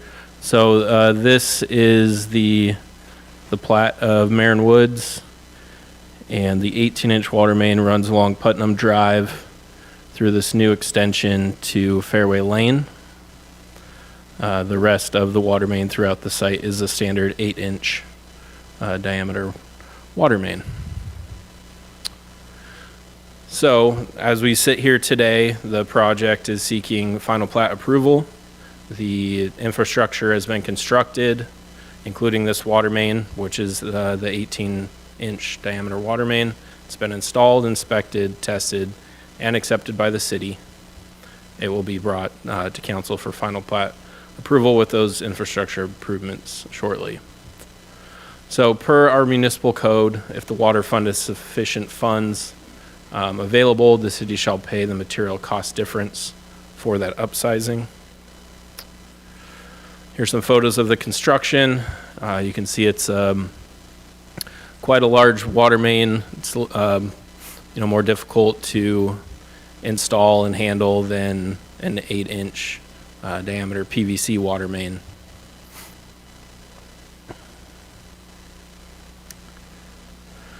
So we've put together the oversizing agreement that's in your agenda packet that pays for the cost difference of installation of the 8-inch water main and 18-inch water main. So I was prepared with an independent third-party estimate by Severns Engineering. They looked at the cost of construction over the last 2 years, which is when this was installed. For the installation of an 18-inch water main, they subtracted the cost to install an 8-inch water main, and that difference is $231,907.34. So that is what we are presenting to council for action, is to authorize the mayor to sign the oversizing agreement between Marin Woods LLC, City of Oak Harbor, in the amount of $231,907.34. I can take any questions you may have. Thank you, Mr. Warner. I will ask Julie if we received any public comment on this issue. No, Mayor Pro Tem, we received no comments from the public. Is there anyone in the audience who would like to comment? Barbara's shaking her head at me. Okay, and then I will turn to council. Questions, comments, concerns? Councilor Stuckey. First, a basic question. The water fund, the water department fund, how do we get that money in that fund? Where does it come from? The ratepayers. The ratepayers. Okay. I was looking at that municipal code, which appeared to be from 1976, so I don't think anyone was here when that code was written. Is that sort of a code common with other cities that we would pay in these kind of situations? And I'm just reading the code here. If adequate money is available in the water department fund, the city shall pay the material difference cost in cases where the comprehensive water plan calls for a main size larger than 8 inches. is that sort of agreement common with other cities? I can't comment on that. This is the only city that I've worked for, and it's the only code that I'm that familiar with. So I am not certain on if other cities do this. And I'm going to ask if our Public Works Director is still here. So he is. He has more experience with multiple cities, so. Yeah, excellent question and a good one to know. So the answer is yes. And so in my previous cities, one in King County and one in Snohomish County, this is something we want to see, because honestly, a developer can do it quite more cost effectively than we can as the public. And so where we can kind of do these public-private partnerships, it is better in the long run for the city as a whole. You're right, there are some requirements and expenses that the city has to run a water department. And so it's kind of a long discussion. We want to bring that back to you. The good news is that our water comprehensive plan is due in 2 years, and so you'll be having that discussion next year. And the original budget amount of 100,000, how was that number reached and why has it changed to such a degree? I don't know where those numbers came from. And am I correct in that there wasn't an agreement in place when they started putting these 18-inch pipes in? And, just as the new director, Mr. Warner can provide his feedback if you want. When he provided this to me, I gave you the 7th degree, didn't I?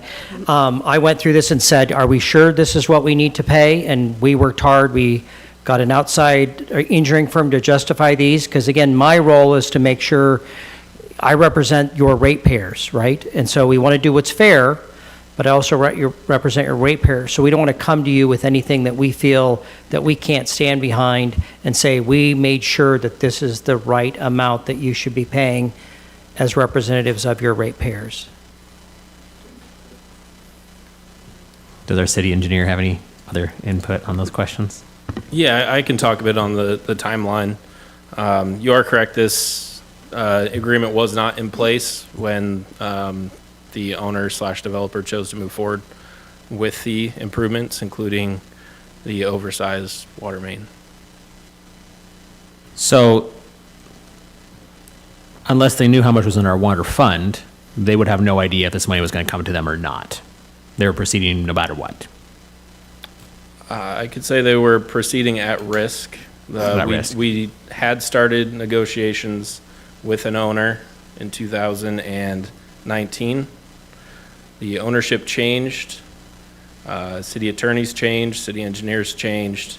So the conversation was started prior to construction.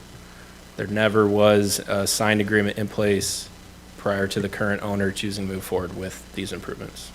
Because on the one hand, I mean, just because an agreement was in place, it is a little uncouth to say, we would have done it had we had an agreement ahead of time, but we didn't, so we can pull this out from underneath. That's a little uncouth. But this is a large amount, and it's a lot more than 100,000. If this is what other towns typically do, I do understand you saying that private parties could do it cheaper than the city government might be able to, so I understand that.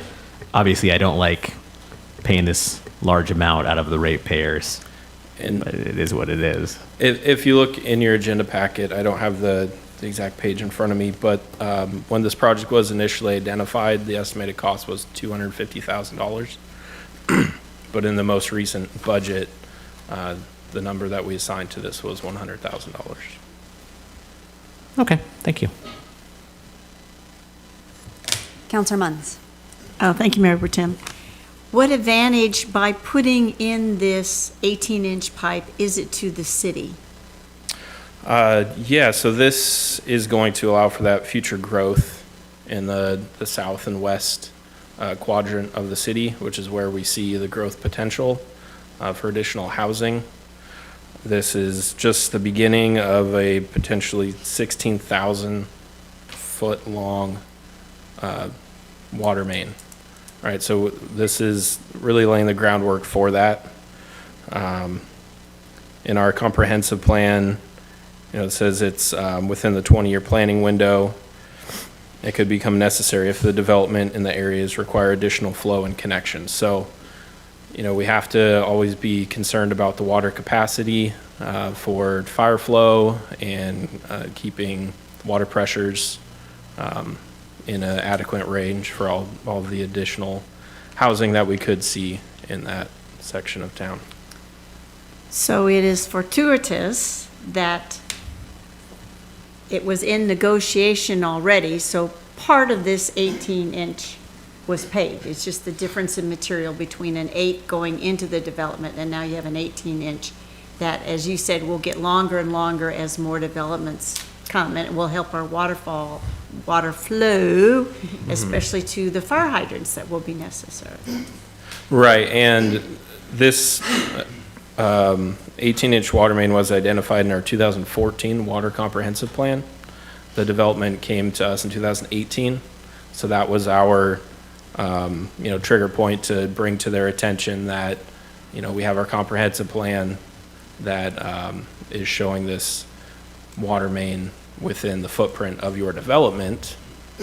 And per the code, if we have the funds available, we need to work with you to, create that 18-inch water main versus the 8-inch, which that would be borne, by the developer if we just went with the standard water main size. Thank you very much. We have a win here. Counselor Wiesner.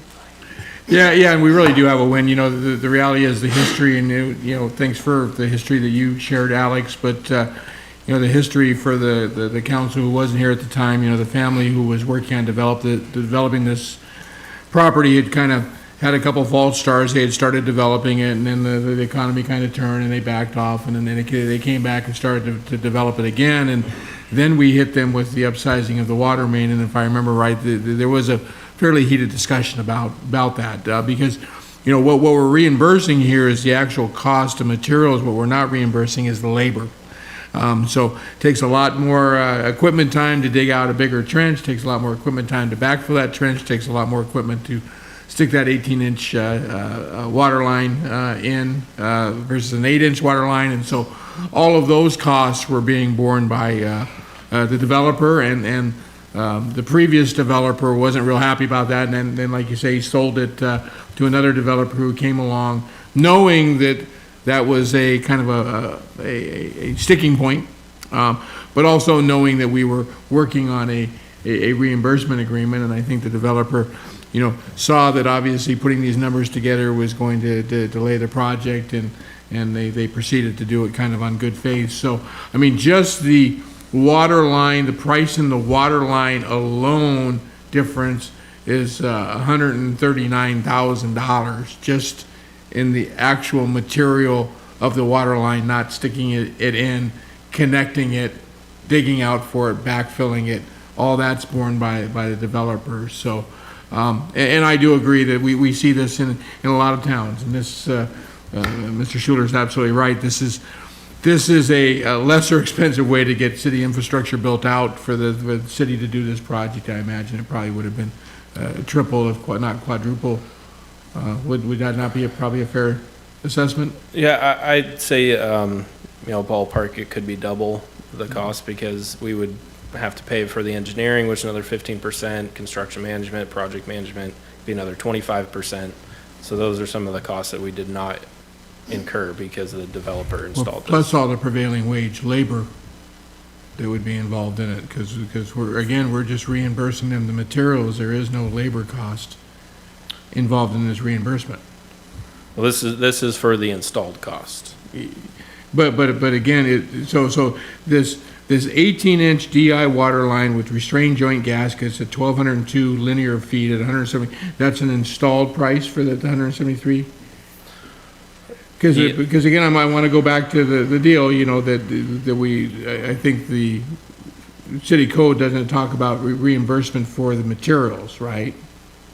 It says the material cost difference. Okay, so I want to make sure we're not paying any labor cost difference. Is that a correct assumption or not? So the third-party estimate utilized, for the most part, WashDOT standard bid items, which is for an installed accepted cost. So it looked at the cost to install the 18-inch water main installed, cost to install the 8-inch water main installed, and took the difference. And so I guess what we're doing is we're interpreting material differences, meaning when there's a difference in material, we're covering the cost of that different material, meaning? Well, that was part of the impasse previously, and I worked with the city attorneys to get clarification on this, and this is in line with the most recent oversizing agreement that was done in 2016, with a Calden Lane water main oversizing agreement. So I had that to reference, and that was looking at an installed cost and taking the difference between the two. So I guess that kind of does shed a little different light on it again. I guess you check with the city attorney, and that's how they interpreted the I think code. the city code is not as strong as it could be, the way it's written. Yeah, because it seems like we've been talking about this for about 3 years now, and if there is something in our city code that we need to clarify, that we probably need to not take the 3 years.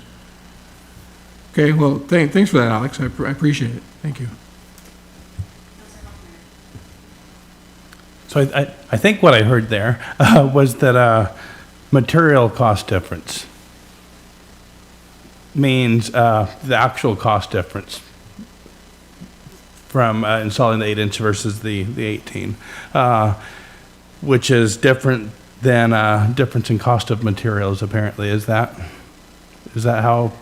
Yes, that is that is what needed clarification. Gotcha. And taking a step back and looking at it, I mean, that sentence actually makes sense, but I don't know that that's how any of us were reading it on first read, so thank you. Yeah, I just wanted to clarify another comment here earlier about who bears the cost. You just implemented the system development charges increase, and so we would pass some of that upsizing on to future developments through the system development charges, so it wouldn't be all borne by the ratepayers. Counselor Evans. Sorry to be stuck on this point, but material cost difference, we're not talking about the cost of the materials. Right. Okay, just want to be clear, because the contractor's still going to have to pay a prevailing wage. Okay, thank you. Yeah, we could certainly clean that language up a little bit. Okay, any other comments, questions, concerns, motions? Counselor Wiesner. I just have a question for Mr. Schuler. In your experience in other towns, is that the way the material cost is interpreted, or are the other towns' ordinances written more clearly where it talks about difference in material and labor? Yeah, I don't think I could give you a summary of how it's done everywhere. Certainly, the preferred method is to have an agreement ahead of time that identifies the method, and the council gets to see that. So that would be what we'd shoot for in the future, so we're not, both for the developer and the city's sake. Well, but at some point, we gave instruction to the engineer as to how we wanted him to do the third-party verification of the calculation at some point. And so Right. we provided that instruction, and it sounds like we provided that instruction based upon a past practice. Yes. And an interpretation of our code. But there's not, I would tell you from my experience, which is not, I can't speak, across the entire state, or just my limited experiences in two previous, King County and Snohomish County cities, is that there's not just one particular method on how to do this. Okay, so I guess I'm just, again, trying to understand how we got to the method of the instruction that we provided to this third party. It seems like, we went through a lot of work, obviously, to come up with this number, and I guess that instruction was just based upon a single past practice or a long-going past practice? I'll let Alex speak to that. Yeah, Mr. Warren. Yeah, so I did only have that one example on hand to refer to, and I was new to the position. We had a new city attorney. I was looking at what is the most appropriate way to move forward with this agreement, and in those discussions, it was decided that an installed cost is appropriate for the actual cost difference that's borne by the developer. And I guess I just want to dig deeper into this so I make sure I understand where we have the holes. And so since it was a private project, but done for city infrastructure, would have the contractor been paying a prevailing wage? Because if we're using the state of Washington installed costs, I'm assuming those are prevailing wage costs being provided by the state of Washington, but is the contractor really paying prevailing wage while they're installing this piece of infrastructure? If I may, and I know it's a late hour, and so I'm going to back up to 30,000 feet for a minute. I think what I am seeing that is missing at the city, and Mr. Oborn knows this, we've had lots of discussions, he's been really helpful. And I know when I've talked to individual council members, I've heard the same feedback from many. The best thing the city can do is really do some long-range planning, and Mayor Pro Tem Heisen and I were at a meeting with the school district, and I quoted her from the paper where she said the same thing. I'm not quite sure what year that was, but the city really needs some long-term planning, because what will work best for the ratepayers and the developers is if we know how all these pieces fit together. And I've been here 11 months now, and my struggle is I don't know. The Public Works Department has gone through a lot of transition. There's a lot of people that aren't here anymore. We really need to begin these discussions, in my opinion, and come to those conclusions. And again, it'll be the council who will make those decisions along with the input you receive from the community. And it needs to be something that serves beyond, any individual election. It really needs to be embraced by the community. But this Oak Harbor is such a beautiful place, but the long-term planning is just desperately needed. And so coming into this, do I like this? I'm going to be honest with you and say, no, I don't. But, you know what I mean? It is what it is, and there's all this history, and I can't figure out how all the pieces fit together. And so that's difficult after 11 months. And so how do you like that at 9? No, I will now sit down. That's good. I think several of us talked about that long-range planning, and was one of the reasons we brought in an economic development, because we realized that's part of that long-range planning piece that we've been missing. So how did, outside of Semeru coming up with this number as the third party, was this a number brought to us by the developer, or did we solely create this number? So a number was brought to us by the developer at the time of construction completion. I had a meeting with them and their contractor and asked for all of the documentation and receipts at that time. They weren't willing to provide that. So I was, honestly a bit surprised, because now we're dealing with real costs, so let's reimburse you for what it cost you. Again, they weren't willing to do that, so then I saw as the best step forward, okay, we'll go back to what do we think that actual cost is with current construction costs. So that's where I got the third-party estimate from Semer Engineering, who worked completely independently. They came up with their own quantities, their unit prices. I had several meetings with Semro and the Marin Woods Hughesby Homes group. The only thing that we were going back and forth on a little bit was the quantities. We're using in what's shown here is Semro's pricing, and that's all that documentation and backup is included in your agenda packet. So I believe the initial cost that Marin Woods Group asked for was pushing $280,000. And we came up with this amount. We had, again, through those meetings, came to an agreement on the quantities, and this is what I wanted to hold firm with. I presented it to Marin Woods Group, and they accepted it, and that's what I have for you here today. Yeah, and Alex, don't get me wrong here, because I know that, the results are only as good as the help and the direction we give you, right? And we don't do a really good job of that, and our code is, long-range planning, working on code language and amendments is something that we certainly need to make a priority. So, I appreciate you thinking outside the box and coming up with a third-party venue. I guess I'm a little concerned about the fact that the developer wasn't willing to present any detail or cost. And I guess my other concern is if we are going to be doing this, calculating it a prevailing wage, that I'd want to make sure that those contractors were in fact paid prevailing wage, that this isn't a boon for the developer. I guess those are just my two concerns.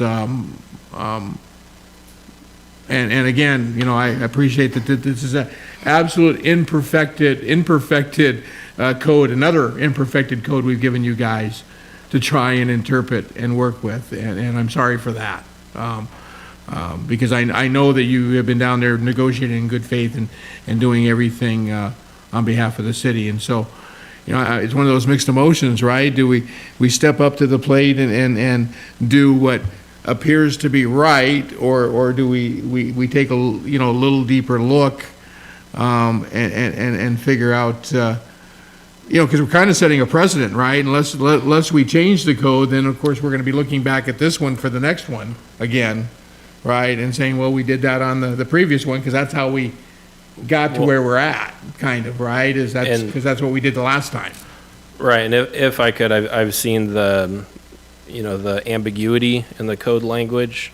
So there's a couple things that I could see to improve upon that. It may be coming back to you in the near term, but one of those is to explain the cost and material only exclusive of labor and equipment, because that's the ambiguous language. And then also I would recommend that we do not, or if a contractor developer proceeds without an agreement in place, then we have no obligation to provide them for that additional cost, because they did proceed at their own risk.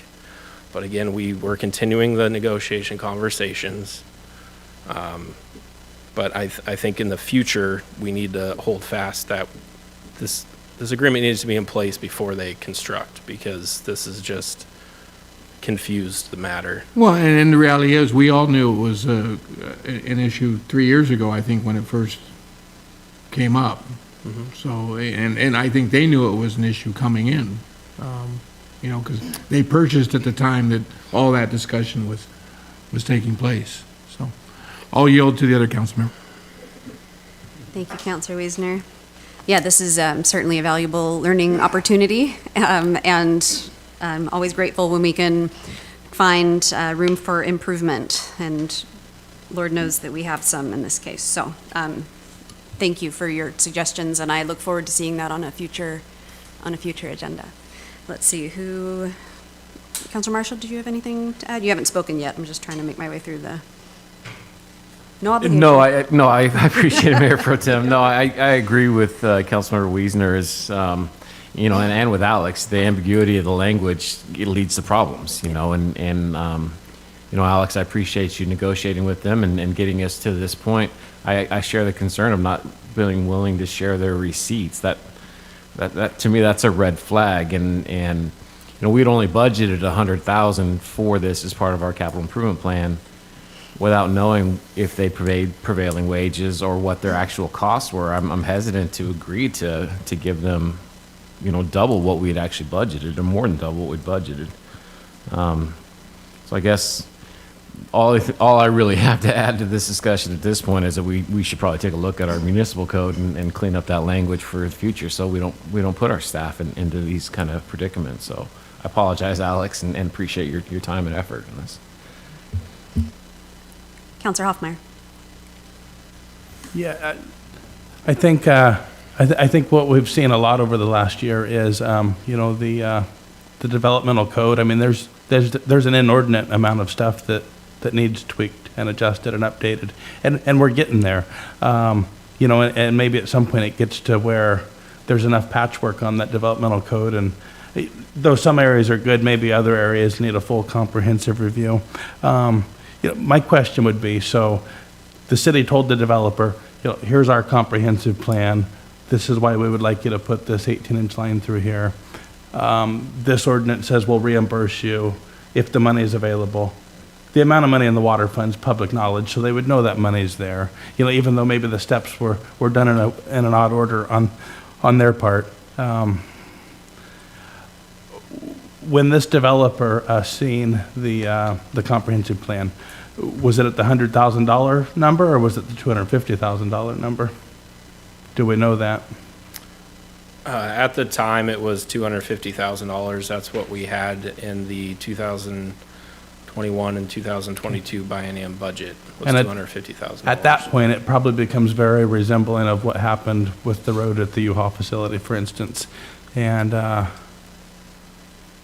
it's late. I think quite a few of us were up at 4 a.m., so it's late. So you're doing good. Thank you. Counselor Stuckey. What are you doing at 4 a.m.? No, I'm kidding. I guess my hesitation, I mean, obviously we need to clean up the code, and, we should probably give them in good faith, even though they didn't have a plan in place. We shouldn't pull the rug out from underneath them. But when you offered that 230 and some odd, how much resistance did you get? Was it like, okay? No, actually, we had at least one additional meeting where they were holding fast to their higher number. And I told them that, at this point, it's not a negotiation. This is our third-party estimate. And since you're not willing to share your receipts, this is what I'm going to offer. And that agreement was sent over to them. And they deliberated, I don't know exactly how many days it was, but they did eventually agree to and sign the agreement. So it was not an immediate. I guess the mind-boggling part to me is why would they not, I mean, you're asking us to give ratepayer money, and we're not talking about 10 grand here. Why would they not provide the receipts? I mean, I figure, unless they thought the extra, you said 280,000 was that they want, unless they figured the extra 50,000 wasn't worth the fight of trying to find the receipts and provide them. I mean, that for me at this point, that's my main hang. I mean, that seems sketchy, to be quite honest. I don't know if that's standard practice. I'm not a developer, but wouldn't you want to provide the receipts if you can make another 50 grand? I guess that's rhetorical. You don't have to answer that question. You're right. It is not a question for you. It just seems sketchy to me. That's all. So I hesitate for it if they're not even willing to provide the receipts. But at the same time, maybe they provide the receipts and then they're like, oh, it is 280 grand. In which case, I guess I mean that's my hesitation on that. So I can see, but why? I mean, you got to provide the receipts. How else would you're making us do the work to find out how much you paid? That's mind-boggling to me. I think we all have a lot of follow-up questions. For sure. Counselor Munns. Thank you, Mayor Pro Tem. It appears since tonight, there's going to be how many dwellings, 40 or so, and it's going to be connecting to a neighborhood that has a water main in it, that this ought to jump the hoop and come to the forefront, that we have gone over this regulation and figured out what it's supposed to be. And if it is, we want to see receipts before you get reimbursed or whatever, but we've got too many projects that are coming up with larger plots of land. And so we should have a crystal clear development charge, whatever you want to call it, instead of you having to have someone tell us how much they think it's going to cost, and then we say, this is all we're going to pay you, and they're not willing to show receipts. So it seems like it ought to come up sooner than later, because there's too many things in the works that are coming, and it should be fair for both sides. Just saying, maybe not kick the can down the road, maybe that can ought to come up a little sooner. I don't know how, because I know you're juggling all kinds of projects, but it just seems that, so it's clearer for you and for the rest of Public Works, that we should work on that. Thank you. Yes, if I may respond, staff was working to have the agreement in place before moving to construction. That was always the intention. It never came to pass that we agreed with the developer before they chose to go to construction. And I understand that, but before we get into something else and someone starts a project and then, because of money or they can't get supplies, and then someone else takes it over. I just think you should be able to have it clean as mud. When they come to you, you can say, this is it. It's just all, just to make it easier for you and your staff. So thank you. Thank you. Yeah, I think we're all in agreement that we need to fix this for future reference. In the meantime, we have what we have, and what we have is a recommended action. Do I hear a motion? Councilor Munns. Thank you. I move to authorize the mayor to sign the water main oversizing agreement for the municipal water main system extension between Marion Woods LLC owner and the city of Oak Harbor City in the amount of $231,907.34. Second. We have a motion by Councilor Munn, second by Hoffmeyer to approve the recommended action as presented. Any further discussion? All those in favor, raise your right hand. All opposed? 3 opposed. That passes 4-3. Julie, did you get?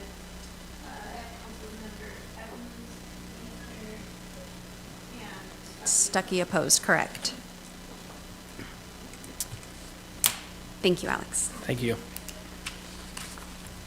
Okay, moving on, item 9A, Conservation Futures Fund Grant Application.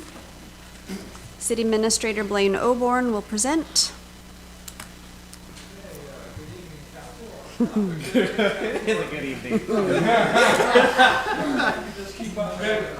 Turn my mic on too. I can't even That would get help, that yeah, on here. thanks. So, yeah, we're ready to go to 2:00 tomorrow, so we can just have a continuous conversation here. So, slides up here. Conservation Futures Fund grant is an annual grant done by the county. I'll talk about their goals there. Staff looked at options for submitting a grant here, and I appreciate the efforts of our Public Works Director, Steve Schuler, and our grants coordinator, Wendy Horn, who really helped with developing this grant, and also engineering staff was very helpful there. So we looked at options. I'll just kind of give you an overview in the next slide here of the purpose of this grant here is just basically goals of Conservation Future Fund's purpose is preservation and then funding that preservation. Next slide here.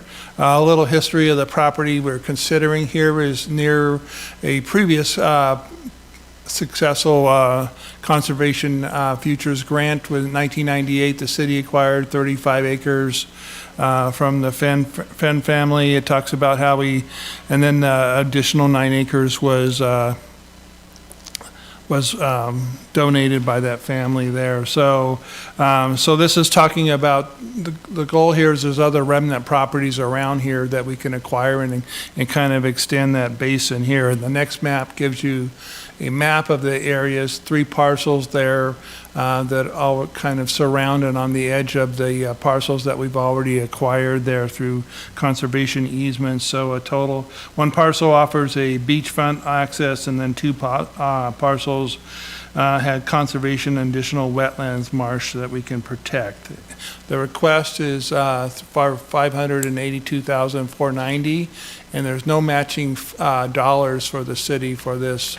If we can get it purchased within this amount here, then we can do it all with grant funding.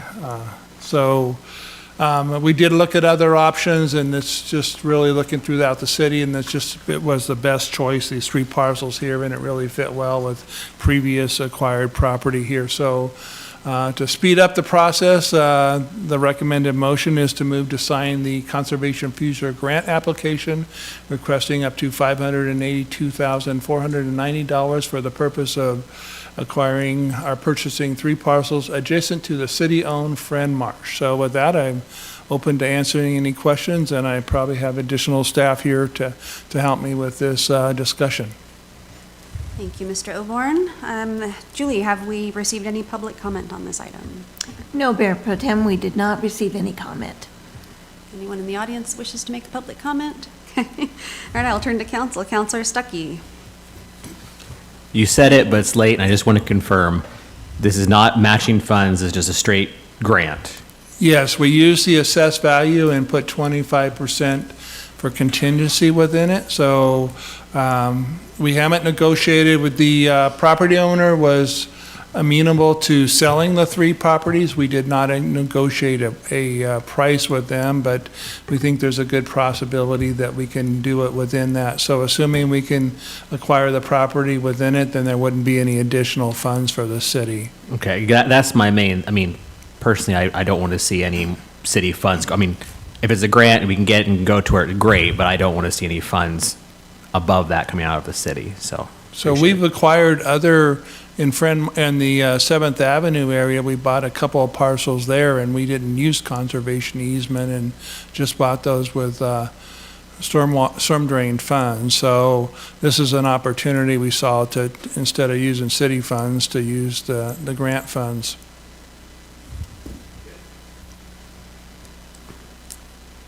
Any other council comments? Councilor Wiesner.